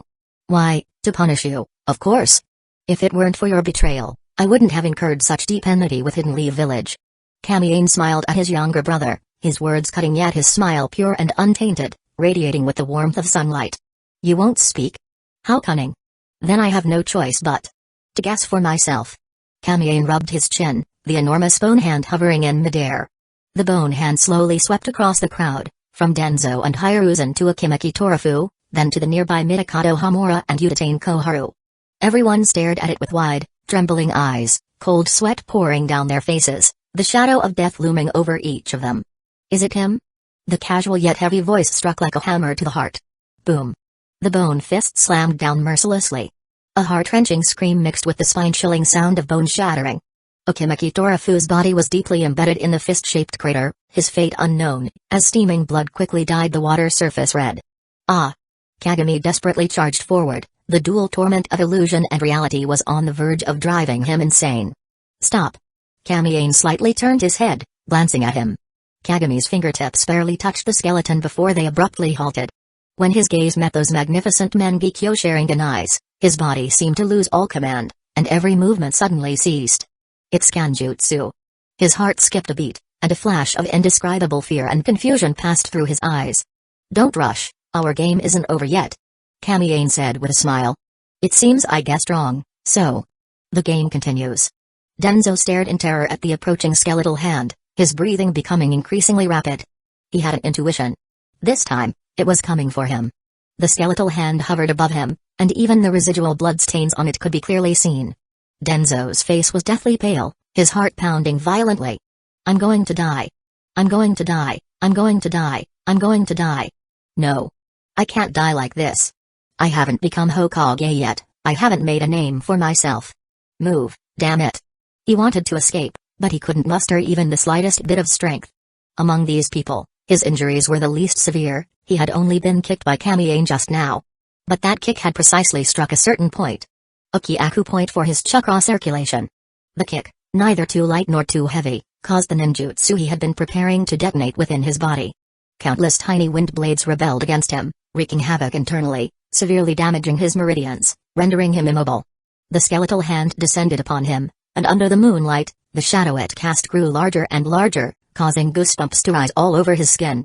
Think of something, quick. He clenched his teeth tightly, steeled his heart, and suddenly shouted, Kamiane-sama. I usually despise Kagami Uchiha the most.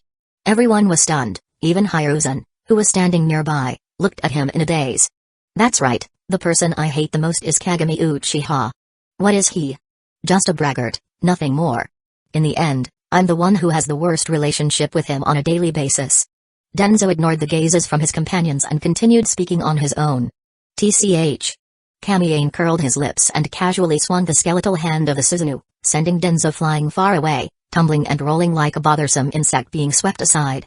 You don't even have the right to die by my hand. Kamiane's indifferent voice drifted from afar. At that moment, a black shadow flashed, and the skeletal hand appeared beside Hiruzen. Two fingers pinched his head, lifting him like a chick, and brought him before Kamiane. You're not bad. Kamiane smirked sinisterly, drawing the long sword from his back. In Kagami's horrified gaze, Pucci. The blade pierced through Hiruzen's heart. As the sword twisted, hot blood gushed forth like a fountain. Hiruzen's eyes bulged, his body convulsed, and the intense pain forced his mouth wide open, but not a single sound escaped. He kicked his legs and then fell silent. Kagami Uchiha's pupils constricted to the size of pinpoints, that moment frozen before his eyes, a bone-chilling coldness racing up his spine to the crown of his head. Is this the true ninja world? From birth to the end of the Warring States period, he had been well protected by Kamiane. From joining Hidden Leaf Village to the present, he had been well protected by his mentors. In the end, this was the second time, apart from the incident with his parents, that he had personally experienced death. His heart stopped beating in that instant, his bloodshot eyes flashing with immense terror. His face turned ashen, his lips trembling unconsciously, but no sound escaped his mouth. This pitiful sight caused Kamiane to furrow his brows. Strange, is it not him either? Kamiane glanced at his younger brother, who was already petrified with fear, and the disappointment in his eyes could no longer be concealed. From the very beginning, his sole purpose in this relentless massacre was to stimulate Kagami Uchiha to awaken his eyes. The Uchiha, the most emotionally intricate clan, no family harbors love more profound than that of the Uchiha. Once an Uchiha who has understood love loses that intense affection, the love is replaced by an even more intense hatred, giving rise to extreme anguish. At this moment, their yin-style chakra undergoes a qualitative transformation, acting on the optic nerves, and their eyes consequently change. This is the eye that reflects the soul, the Sharingan. Building upon this foundation, even more extreme and intense emotional stimuli can evolve the Sharingan to its ultimate state, the Mangekyo Sharingan. According to Kamiane's knowledge, when the Sharingan evolves to the 3 Tomoe stage, life and death stimuli become the key factor in triggering its further evolution. For instance, witnessing the death of an important person, as he himself experienced when his eyes awakened. In his mind, his younger brother was a complete traitor. Such a person's true loyalties definitely didn't lie within the family. Yet, after all this time, even watching Sarutobi Hiruzen die before his eyes, this guy still showed no signs of his eyes awakening. Could it be that the bonds formed are still insufficient? Kamiane glanced at Hiruzen's corpse, pondering briefly. His magnificent right eye rotated subtly, and an unknown force acted upon Hiruzen. In a perspective invisible to all, Hiruzen's damaged heart miraculously healed, yet the heart meridian remained injured, and external wounds persisted, cleverly maintaining a state of half-death. Based on the current situation, it is judged that Sarutobi Hiruzen is more useful alive than dead. His affability is somewhat acceptable, otherwise, he would not have been able to serve as the Hokage steadily for so many years in the original timeline. Therefore, Kamiane has decided to spare his life for the time being, allowing him to establish a deep bond with Kagami before killing him once again in front of Kagami. As for that Akimeki Torafu, it doesn't matter. Kamiane doesn't care at all whether he lives or dies. It is time to attend to the proper business. He gripped his blade, step by step approaching Senju Hashirama, raised his hand and brought the sword down without the slightest hesitation. Ding! A figure appeared soundlessly, intercepting the blade. The sparks that flew illuminated a cold and stern countenance, as well as a pair of murderous eyes. Silver hair, red pupils, a towering figure clad in a black tight combat suit, externally adorned with blue layered armor, with special white feathered fur collars at the shoulders, his movements decisive, his killing intent palpable. Senju Tobirama. He still wore the iron forehead protector in the style of a face guard, but the emblem on his forehead had been replaced from the clan crest of the Senju to the symbol of Hidden Leaf Village. I've been waiting for you for a long time, Lord Tobirama. Kamiane not only showed no trace of panic but even looked at him with a hint of excitement, as if he had anticipated this all along. Obirama dared not meet his gaze directly into those eerie pupils, and thus failed to notice the thick layer of mockery in Kamien's eyes. Chapter 31, Who is the Supreme Shinobi of Unparalleled Speed in the World? Obirama stood in front of Hashirama, facing Kamien from a distance. He quickly surveyed the battlefield, scanning the despondent Kagami Uchiha, the blood-soaked Hiruzen, and the unconscious Akimaki Torafu, among others. When his gaze fell on Pakura, his expression grew more solemn. "It seems you've made significant progress over these years," he said in a deep voice. Kamien spread his hands. "I owe it to your mercy back then. Are you trying to provoke me?" Obirama narrowed his eyes, his sharp gaze radiating killing intent.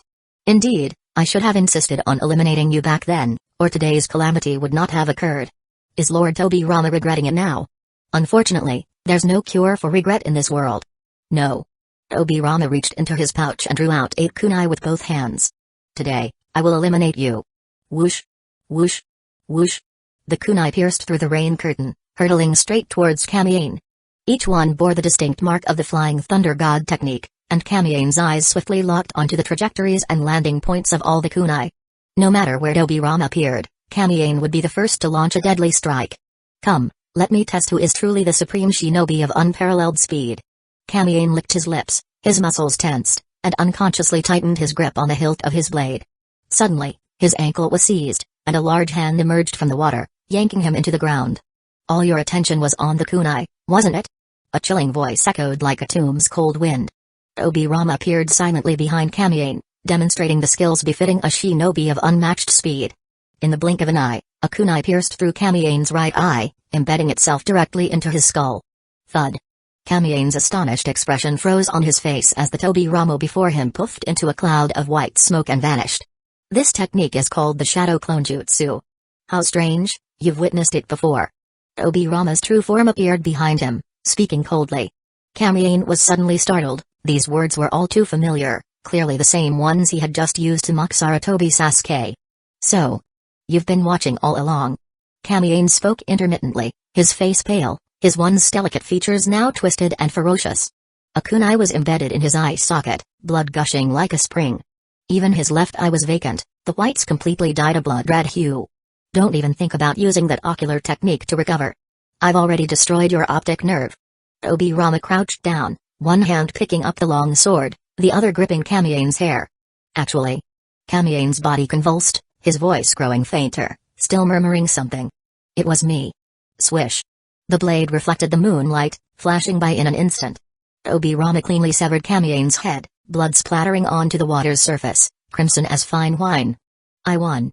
Obirama's brow furrowed as he deciphered the lip movements of the severed head at the very last moment. Suddenly, Obirama realized something. He lifted the head in his hand and only then noticed the faint, almost imperceptible sneer at the corner of Kamien's lips. Obirama's heart shuddered violently. In the next second, the head melted away with the raindrops, its flesh and blood turning transparent, and in an instant, it transformed into a large puddle of clear water, slipping through the gaps between Obirama's fingers. Obirama looked down and saw that the headless corpse had liquefied into water, merging with the earth. The bloodstains from before had also vanished without a trace, completely dissolved into the puddle. Water. Clone technique. His face turned ashen, and his fists clenched so tightly that they creaked. Before revealing himself, he had actually been observing from the sidelines for a while, but he couldn't quite grasp Kamien's intentions, so he had quietly remained hidden in the vicinity. Therefore, there was no way Kamien could have performed the water clone technique right in front of him. This guy had been nothing but a water clone all along. Similar to the shadow clone, it possesses only 10% of the original body's strength and cannot be too far from the main body. However, the water clone's abilities are enhanced when in water. This signifies that his true form is not good. Obirama belatedly realized something, his face instantly filled with shock and fury.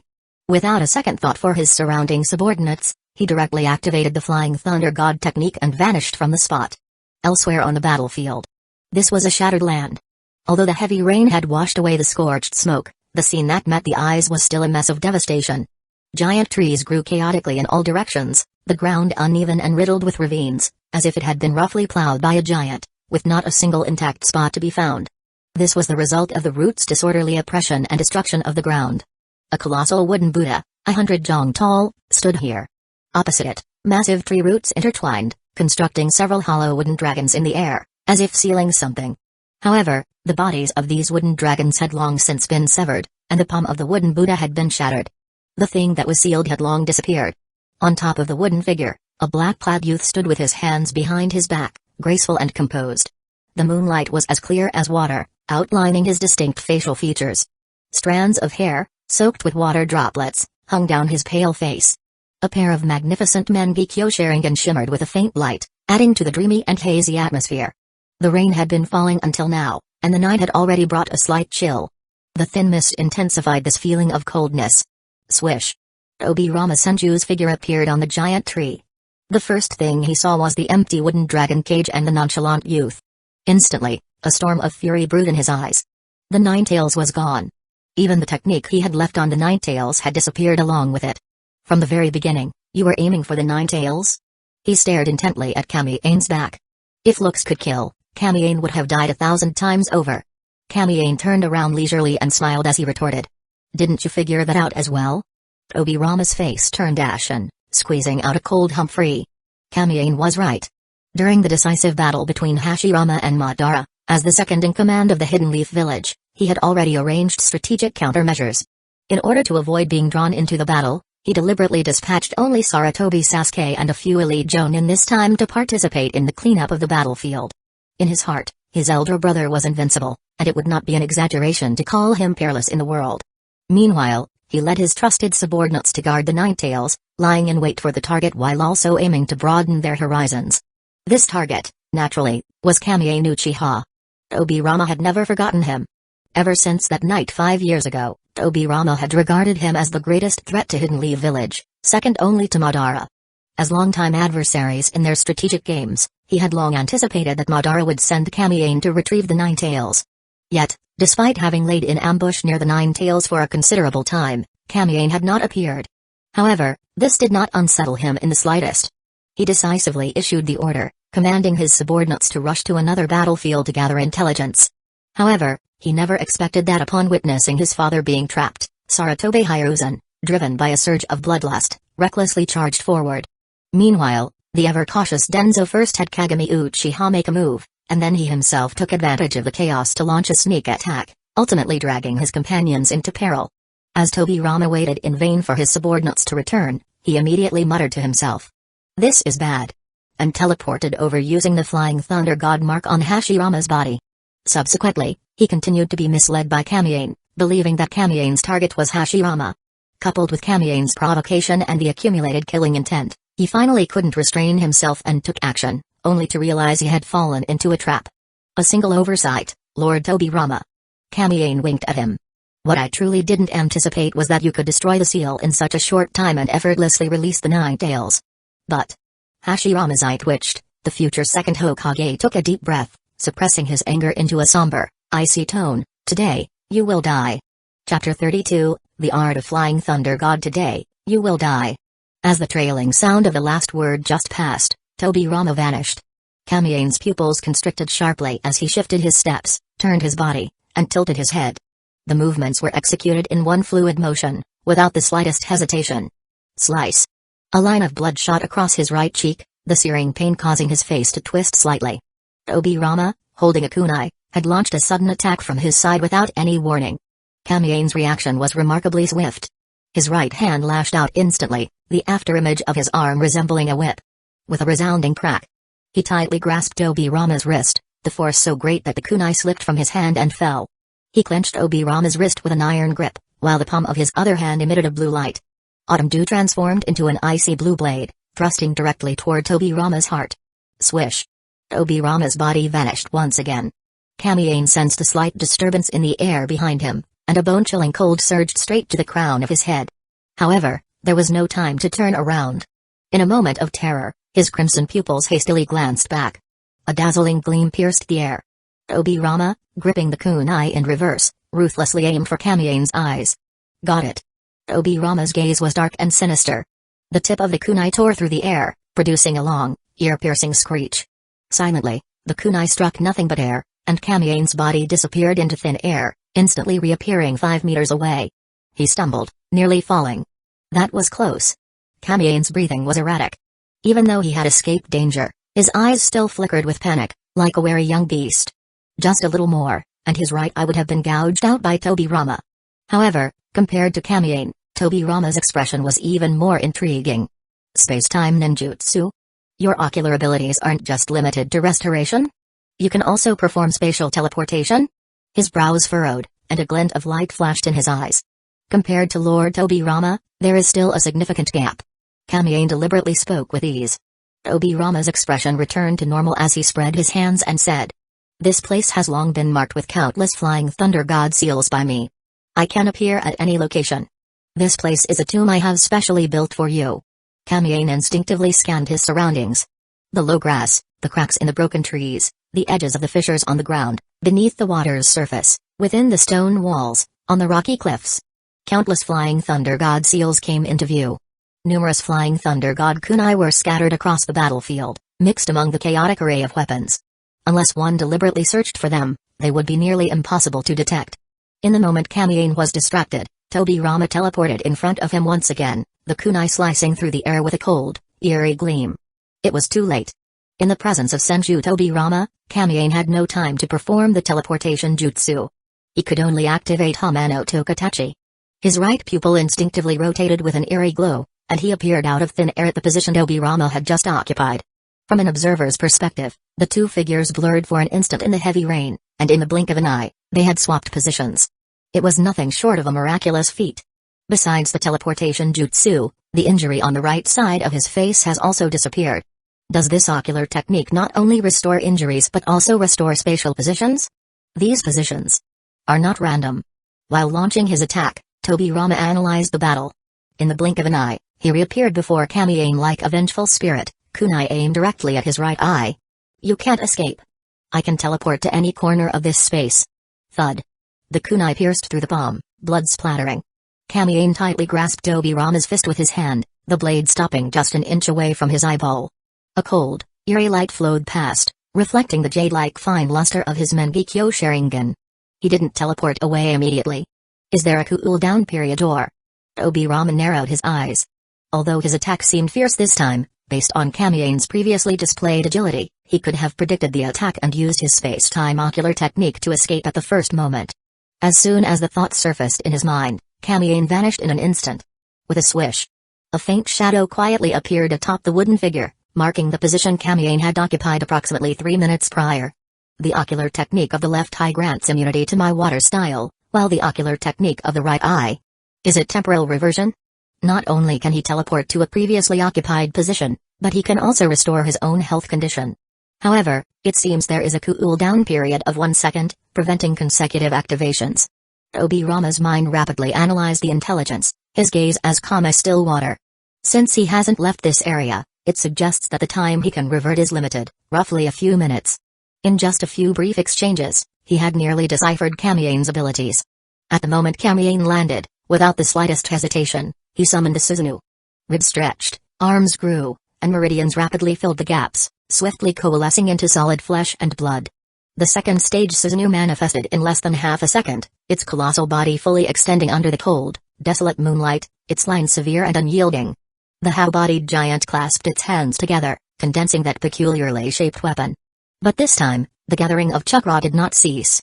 As the surging black energy filled it, the tail of the weapon abruptly elongated, eventually transforming into a majestic spear.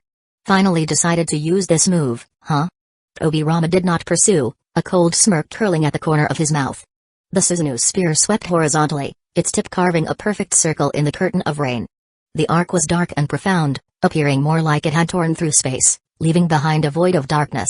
Immediately after, the arc contracted like a black hole, then explosively expanded. The powerful strike tore through the earth, akin to a storm sweeping through.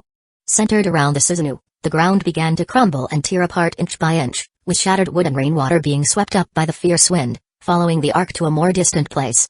Even the wooden human and the colossal wooden Buddha were severed in a single sweep. Without the enhancement from Hashirama, these wooden constructs were no different from ordinary trees. As the shock wave gradually subsided, only the barren earth remained at the scene. The giant trees, puddles, flying thunder god kunai, and seals had all vanished. A radius of 1,000 meters had been completely leveled by a single strike. At a slightly greater distance from the Susanoo, the space distorted faintly, and Tobirama's figure reappeared. However, he did not continue his assault on Kamiane. The moment he appeared, he hurled the flying thunder god kunai in his hand, but his target was not Kamiane, but rather an entirely unrelated direction. As the kunai flew through the air, it erupted with a puff of white smoke, and a second Obirama materialized out of thin air. He grabbed the kunai, twisted his body midair, and flung it in a different direction. Whoosh! When the third Obirama appeared, Kamiane furrowed his brows. Within the dynamic vision of the Mangekyo Sharingan, the trajectory of the kunai left straight, elongated lines in the air, faintly encircling him. He had already discerned Obirama's intent. With a flick of his wrist, 3 shuriken shot through the air, catching up to the flying thunder god kunai in the blink of an eye, seemingly on the verge of successful interception. However, the fourth Obirama appeared ahead of time. Amid a chaotic clanging, he swung his kunai, deflecting all the shuriken. Seizing the momentum, he leapt sideways, joining the other 3 to occupy the east, west, south, and north corners, encircling Kamiane at the center. Whoosh! At that moment, a strand of crimson light shot up from in front of one of the Obiramas. Whoosh! Whoosh! Whoosh! 3 more strands of light followed closely behind, piercing the sky like skyrockets. The beams interconnected, extending into a deep red barrier, forming an encirclement that sealed off a radius of 100 meters. Linked instant shadow, flying thunder god, 4 red yang formation. The 4 Obiramas chanted in unison. Kamiane's heart sank heavily, a chill rising along his spine. From the barrier, he felt an immense sealing force. The air grew heavy, his meridian sluggish, and the chakra throughout his body became several levels slower, no longer flowing as smoothly as before. Chapter 33, Obirama's killing technique. LT's not over yet. On the vast open ground, Obirama clapped his hands together and shouted loudly.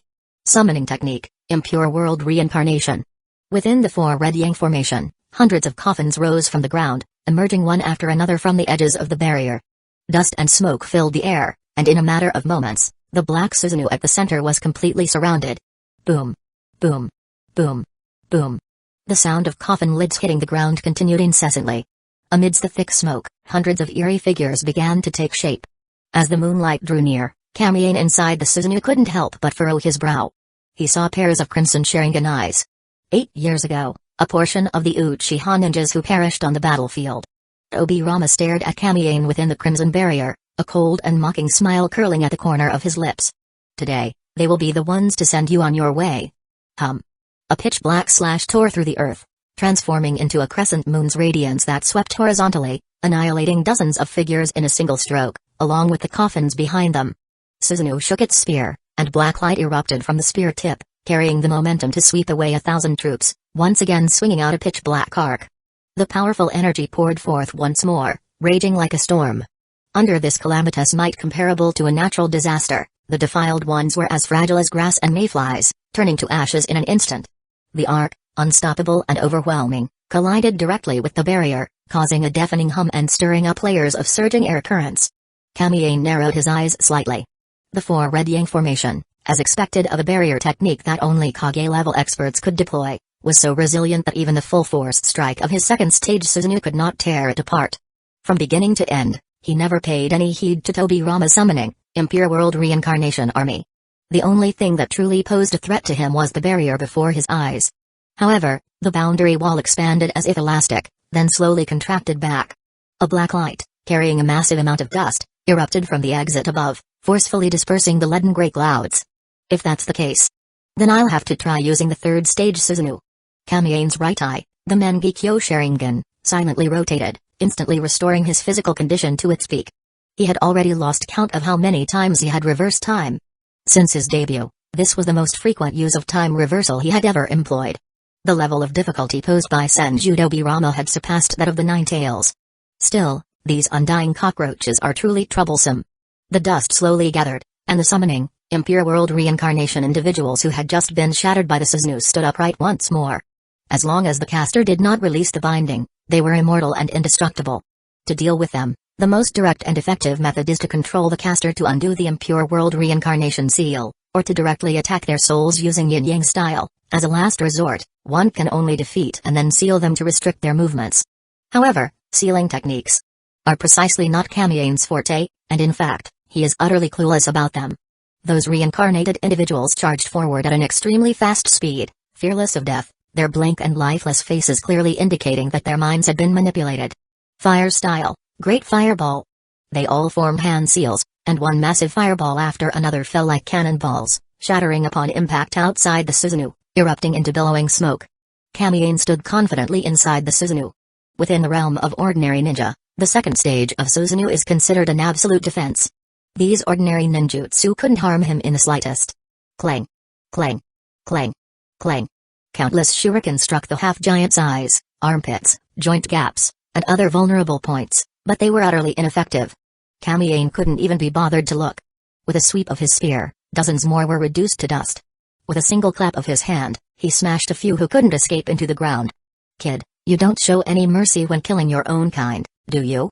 From outside the barrier, Tobirama's voice echoed from afar. They were once your comrades who fought alongside you. Look at their faces. How can you bring yourself to do this?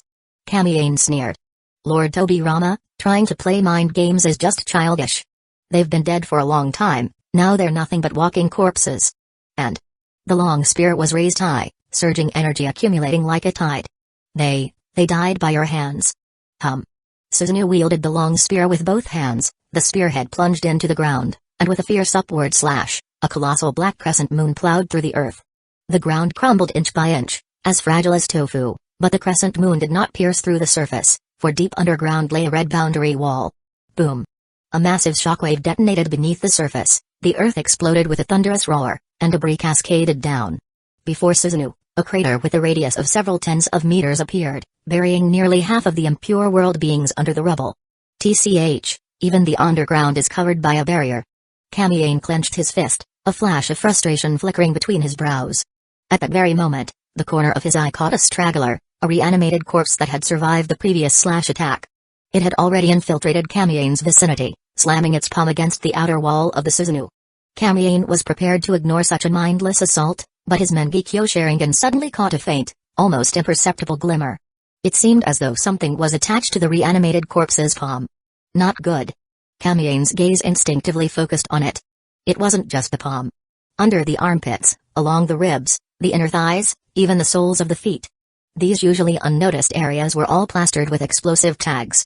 Kamiane's expression changed abruptly as he suddenly recalled the original intent behind Tobirama's development of the forbidden technique, summoning, impure world reincarnation. That is. Got you. Tobirama sneered coldly.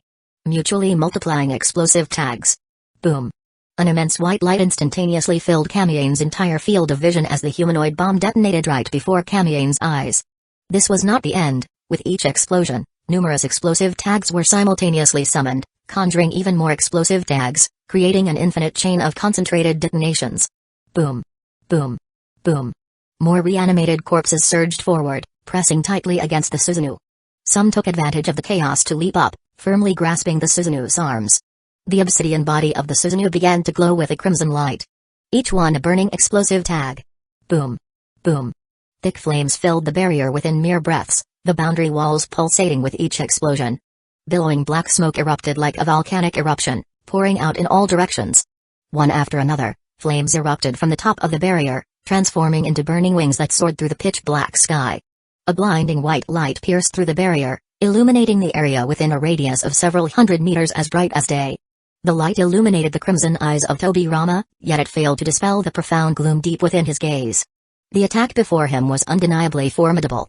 The continuous detonation of numerous explosive tags, the four red yang formations suppressing the flow of chakra, and the containment of the shockwaves to concentrate the explosive power, combined with the nature of the impure world reincarnation, ensured that the human bombs would never cease their assault. As long as there were enough explosive tags and he, the caster, did not call a halt, the onslaught could continue indefinitely. This was not a battle, it was a form of alternate execution by 1,000 cuts. Tobirama was confident that even Madara Uchiha would be severely wounded if trapped within this barrier. However, he was not certain he could kill Kamiane. He knew that Kamiane possessed the ability of temporal regression, although the maximum time range he could regress was uncertain, but in this omnidirectional, seamless, and ceaseless explosion, even regression would be too late. However, Kamiane still had his left eye. 5 years ago, ever since Kamiane ignored his water style and bisected his shadow clone with a single slash, he had deduced the ability of Kamiane's left eye's Mangekyo Sharingan. Adaptation. Although the sheer explosive attack seemed ferocious, it would still take some time to breach the Susanoo. He couldn't be certain whether Kamiane could successfully adapt to the damage of the explosive tags within such a short period. Thinking of this, He immediately mobilized a portion of the summoning, impure world reincarnation to slightly retreat from the center of the explosion, rushing to the edge of the barrier to unleash ninjutsu of the 5 elemental attributes. Wind style, wind cutter technique. Fire style, majestic dragon flame technique. Water style, water dragon bullet technique. Earth style, earth dragon bullet. Lightning style, lightning tiger annihilation. Dozens of ninjas took their positions, one after another spitting out the great 5 elemental combo from their mouths, blending into the explosions.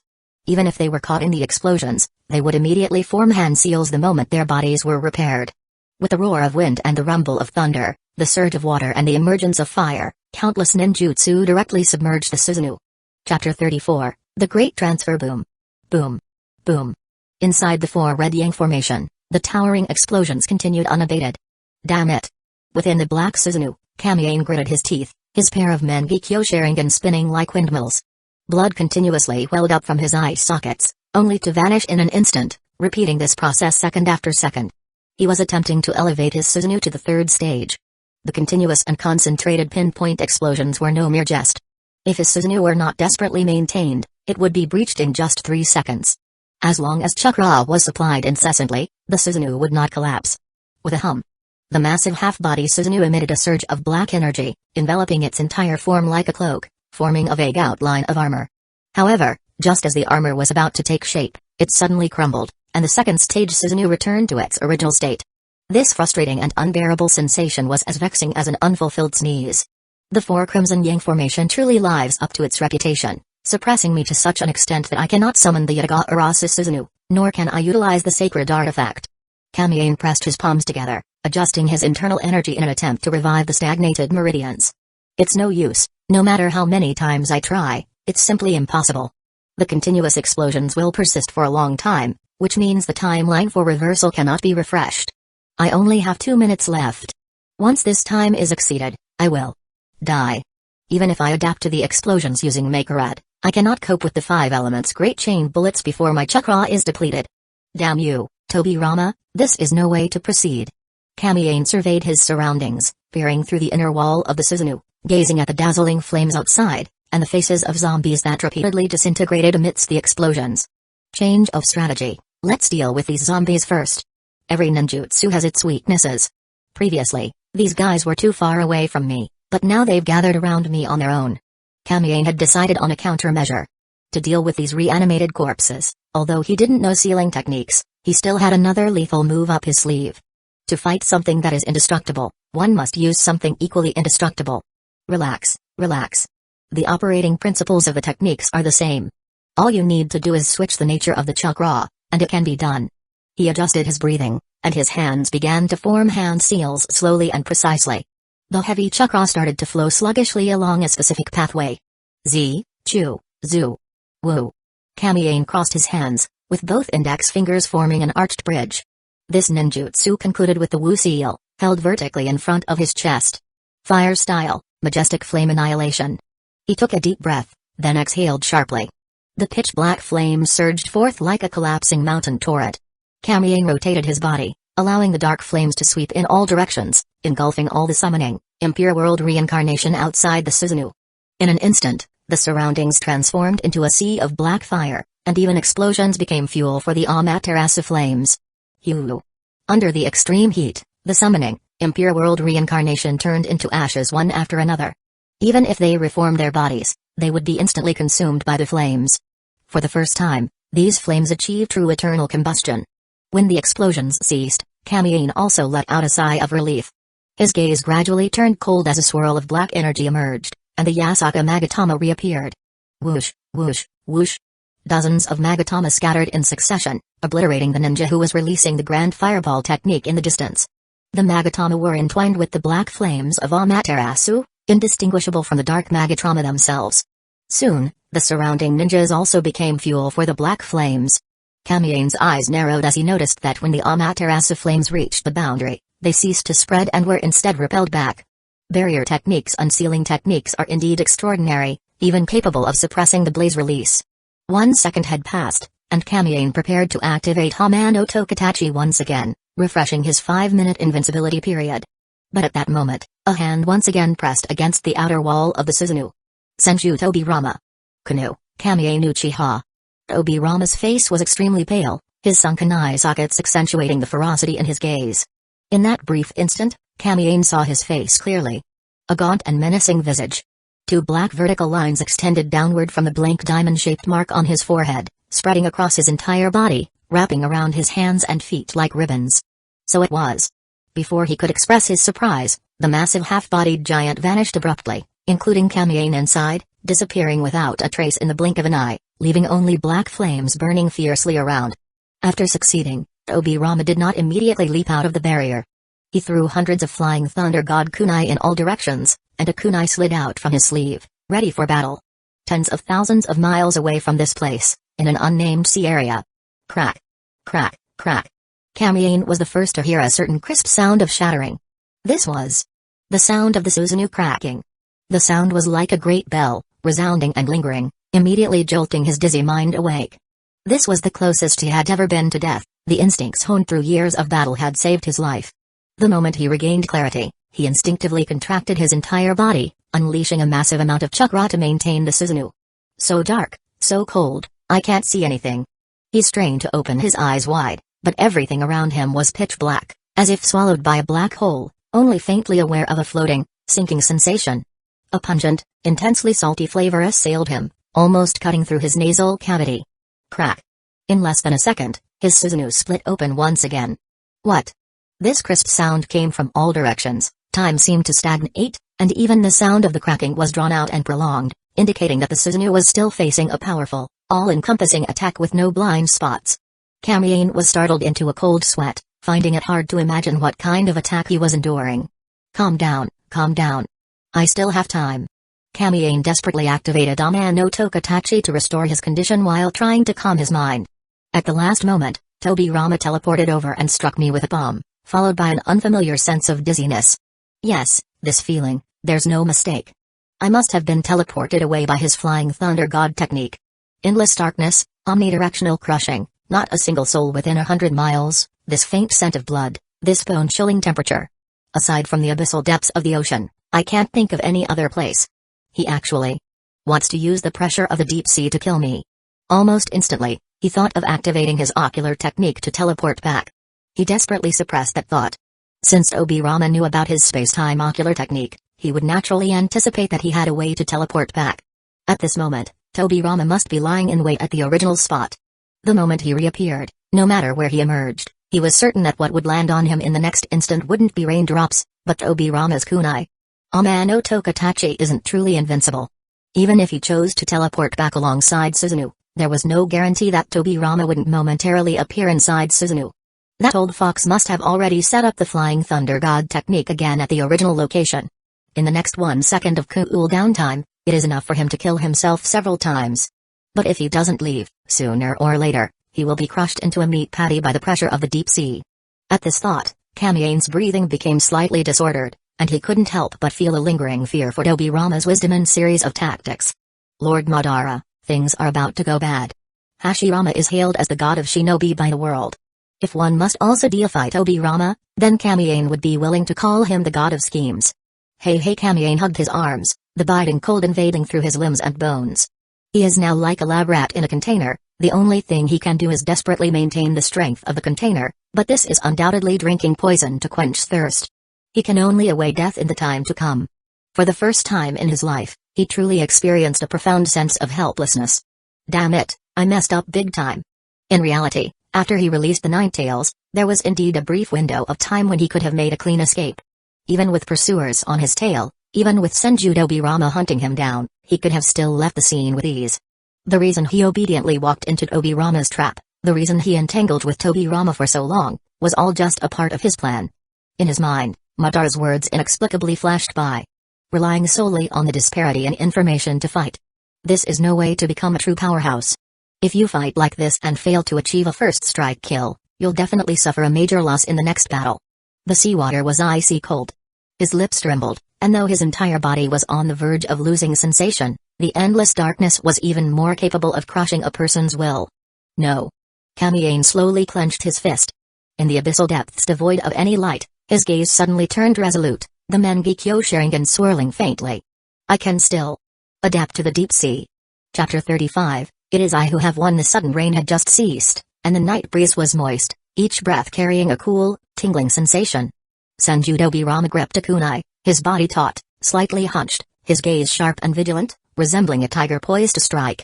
He had maintained this posture for a long time, at least half an hour. Around him, numerous Hiroshin kunai were scattered and embedded in various positions. The Amaterasu black flames had long since burned out, and the towering Shishienjin barrier had vanished without a trace. At midnight, the air was eerily quiet, with only the cool night breeze gently blowing. Tobirama! A shout disrupted the silence. Tobirama's eyes flickered as a figure rapidly approached in the distance. Although he had already discerned the person's face, he still activated his sensory perception to gauge the incoming chakra, only then slightly lowering his guard. "It's Sasuke," he said hoarsely, his exhaustion evident. "Tobirama, the battle over there has ended. That transformed cat's methods were too bizarre, I couldn't keep it," Sasuke reported. "No matter, a mere summoning beast poses no threat," Tobirama instructed, a sinister smile crossing his lips. "Have the Hyuga and the Inoshikacho clans retreat to the village. That nameless one hasn't shown herself. Hey, Madara has hidden her quite well. I've already sent my son to handle it." Sarutobi Sasuke landed beside Tobirama, glancing at the scattered kunai on the ground, and asked, "That brat, hasn't he been dealt with yet?" As he spoke, his expression immediately turned vigilant, and he drew the long sword from his back. "Who knows?" sighed Tobirama, his complexion deathly pale. The four red yang formation had drained too much of his chakra. "Let's withdraw. He probably won't teleport back here again." "Is he still alive?" Sasuke was visibly startled. "If we all attack together, our chances of winning would be higher, wouldn't they?" Tobirama shook his head. "It's no use. He has likely mastered spiritual transformation. Against that technique, numbers offer no advantage whatsoever. Our men would be slaughtered like mere foot soldiers. Moreover, that brat's ocular abilities are bizarre. I can't allow him to adapt to the secret techniques of other clans. You should understand, in the current village, apart from my elder brother, only you and I stand a chance against him," Tobirama said as he formed hand seals to dispel the markings on his body. Unlike Hashirama, he didn't possess such vast reserves of chakra. To counter Kamiane, he had even resorted to delving into ancient texts, spending 3 years to develop this forbidden technique capable of storing chakra. Sasuke nodded in silence. After a while, he spoke. "If he isn't dead, he will surely return for revenge." Upon hearing this, Tobirama replied. "His ability allows him to teleport back to any trajectory he has left in space within a certain time frame, and it can repair any physical damage he has sustained. I have relocated him to the depths of the ocean. To prevent this very move, I have been guarding this place for a long time." "The depths of the ocean?" Sasuke was visibly shocked upon hearing this. "You actually managed to leave a spatial marker in such a place?" "That kunai of mine was specially crafted, forged from deep-sea black iron, with an extremely high density. Despite its small size, it weighs a full 1,000 jin," Tobirama explained. 2 years ago, I dropped it into the sea, and now, sensing its spatial coordinates, it is approximately more than 20,000 meters below the surface. That depth is absolutely unreachable by humans." Sasuke couldn't help but feel a chill run down his spine. "I cannot be certain whether he is dead or not. Either he is buried in the deep sea, or—" Tobirama looked up, his gaze becoming distant. "He survives, becoming a true monster." Sasuke once again surveyed his surroundings, looking at the massive fissure in the stone wall and the chaotic, pockmarked ground. He couldn't help but take a deep breath. "As far as I'm concerned, he is already a monster now." The North Sea of the Land of Iron. The bright moon hung high, the starry river filled the sky, and the sea was turbulent with waves crashing layer upon layer against the reefs, splashing white foam. Suddenly, with a pop sound, a youthful figure leaped out of the sea like a missile, soaring high into the night sky. He intercepted the giant waves, stretching his form under the full moon. The cold moonlight cast an inviolable halo around him. The youth landed gracefully, his toes lightly touching the sea surface, creating a gentle ripple that spread outward. Despite the surging waves, as soon as they approached the ripple, they calmed down like a babbling brook, as if mischievous children seeing their teacher, instantly silenced, unable to stir even the slightest disturbance. His face was handsome, his phoenix eyes otherworldly, his black hair swaying in the wind, and a pair of crimson Mangekyo shining like glass, reflecting a translucent glow. It was Kamiane. At this moment, he stood bare-chested, his skin as pale as jade, with slightly defined muscles refined like divine iron. Under the hazy moonlight, he emitted a misty halo, as if enveloped in a layer of crystal-clear water film. Kamiane examined his own hands, fingers clenched into a fist, feeling the surging blood chi within his body and the overwhelming force that seemed ready to burst forth. A glimmer of excitement appeared in his eyes. It is I who have won. A life and death crisis indeed has the power to unleash one's potential. The adaptation progress of Hirshin. It's just that little bit left. The primary reason why the previous great battle with Tobirama was so perilous was that he had not adapted to any of the damage inflicted by Tobirama. The Maker, operating at full power, had been doing one thing from beginning to end, adapting to the Flying Thunder God technique. He had a faint intuition that if Tobirama could perform Hirshin in front of him one more time, he would immediately adapt to this space-time ninjutsu that could be called the divine technique. It's not entirely without gains, after all. He shook his dripping wet hair, glancing at his smooth, jade-like upper body, his expression slightly peculiar. Damn, I've become the Sea King. He had succeeded. He had successfully adapted to the deep sea, to the essence of natural water. Moreover, this was the result of a secondary optimization. Ever since he decided not to sit idly by, he had fully activated Makerad, causing a portion of seawater to shoot in through the cracks of his collapsing Susanoo, instantly piercing his body, riddling it with countless holes. PFFT. PFFT. The extreme pain also awakened his latent abilities. While adapting to the seawater, he could also endure more damage. In the end, he even let go of the Susanoo entirely, focusing solely on restoring his own condition. Crack. Crack.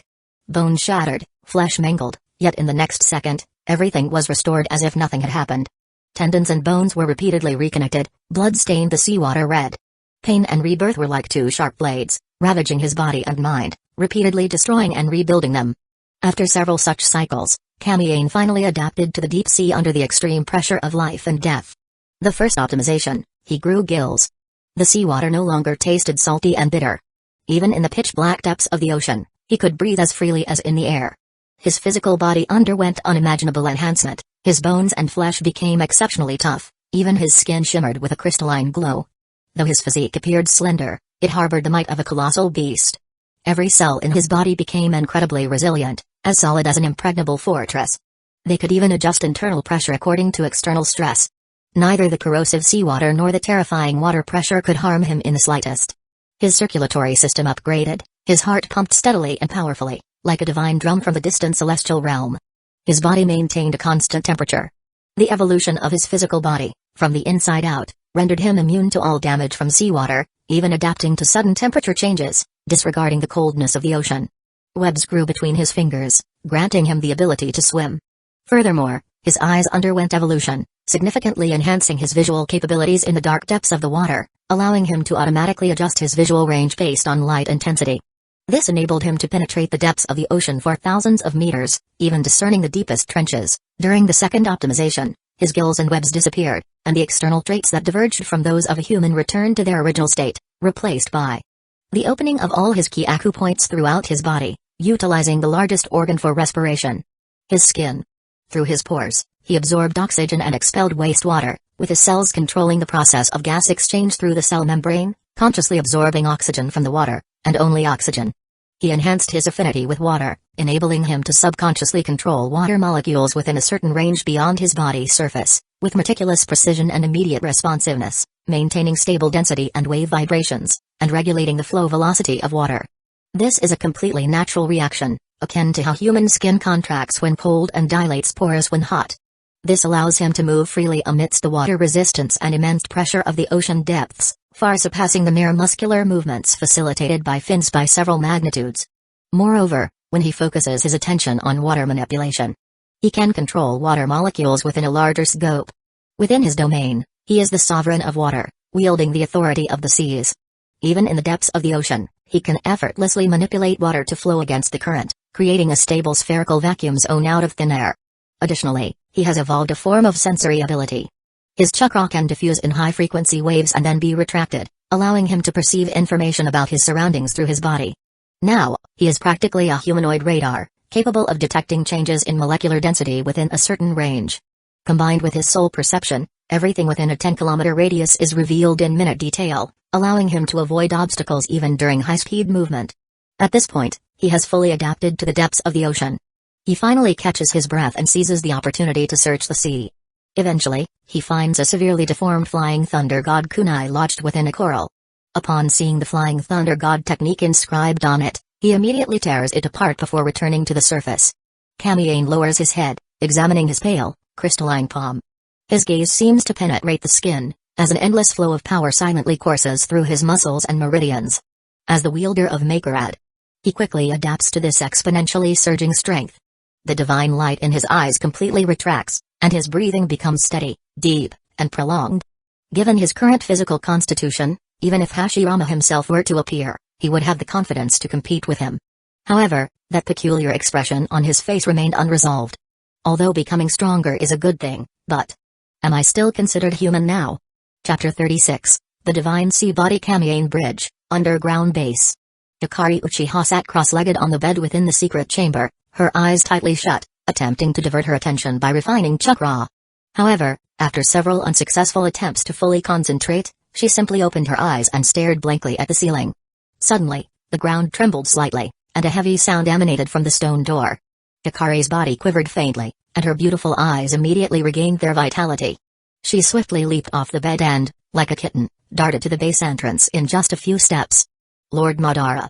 Lord Madara. Madara Uchiha stood by the entrance of the base, leaning against a wall, his long hair disheveled and limp, covering his face. His complexion was as pale as paper, and his black robes were tattered and torn, making him appear utterly disheveled. However, what concerned Hikari the most was, Lord Madara, your eye. What happened to it? She squinted and leaned closer, finally getting a clear view of Madara's face. One of his eyes had completely turned white. It was a vacant, pure white, not the grayish-white pupils of the Hyuga clan. Madara's eye seemed as though the pupil and the sclera had merged into one, giving off an eerie and sinister aura. Some unforeseen circumstances have arisen, but fortunately, the plan succeeded. Madara said weakly, slightly adjusting his breathing. This is a price I can still bear. He pulled something out from his chest and carefully unfolded his palm. Hikari saw it clearly. It was a small piece of flesh, imbued with an extremely dense yang-style chakra, appearing bloody. Looking at the piece of flesh in his hand, Madara twitched the corner of his mouth, revealing a tragic yet victorious smile. The piece of this world will ultimately be forged by me. Just like in the original timeline, he did not truly die. Before engaging in battle with Hashirama, he had secretly kept a trump card. He had preset Izanagi within his Sharingan. This is one of the ultimate ocular techniques of the Uchiha clan, capable of transforming events that are unfavorable to oneself within a certain period into Genjutsu, and only selecting those that are beneficial to oneself to turn into reality. This is the true technique of rewriting destiny. Even the reality of death can be altered, making it a terrifying ocular technique that renders oneself invincible. The cost is, after activation, one of the user's Sharingan will inevitably go blind. Madara utilized Izanagi to feign death, sacrificing the loss of one eye to survive. When he slowly regained consciousness, he found himself in a secret chamber of Hidden Leaf Village. The people of Hidden Leaf Village indeed did not obediently bury him. He sat up and spat out a piece of meat from his mouth, which he had bitten off when Hashirama was off guard. This was also the ultimate goal of his journey.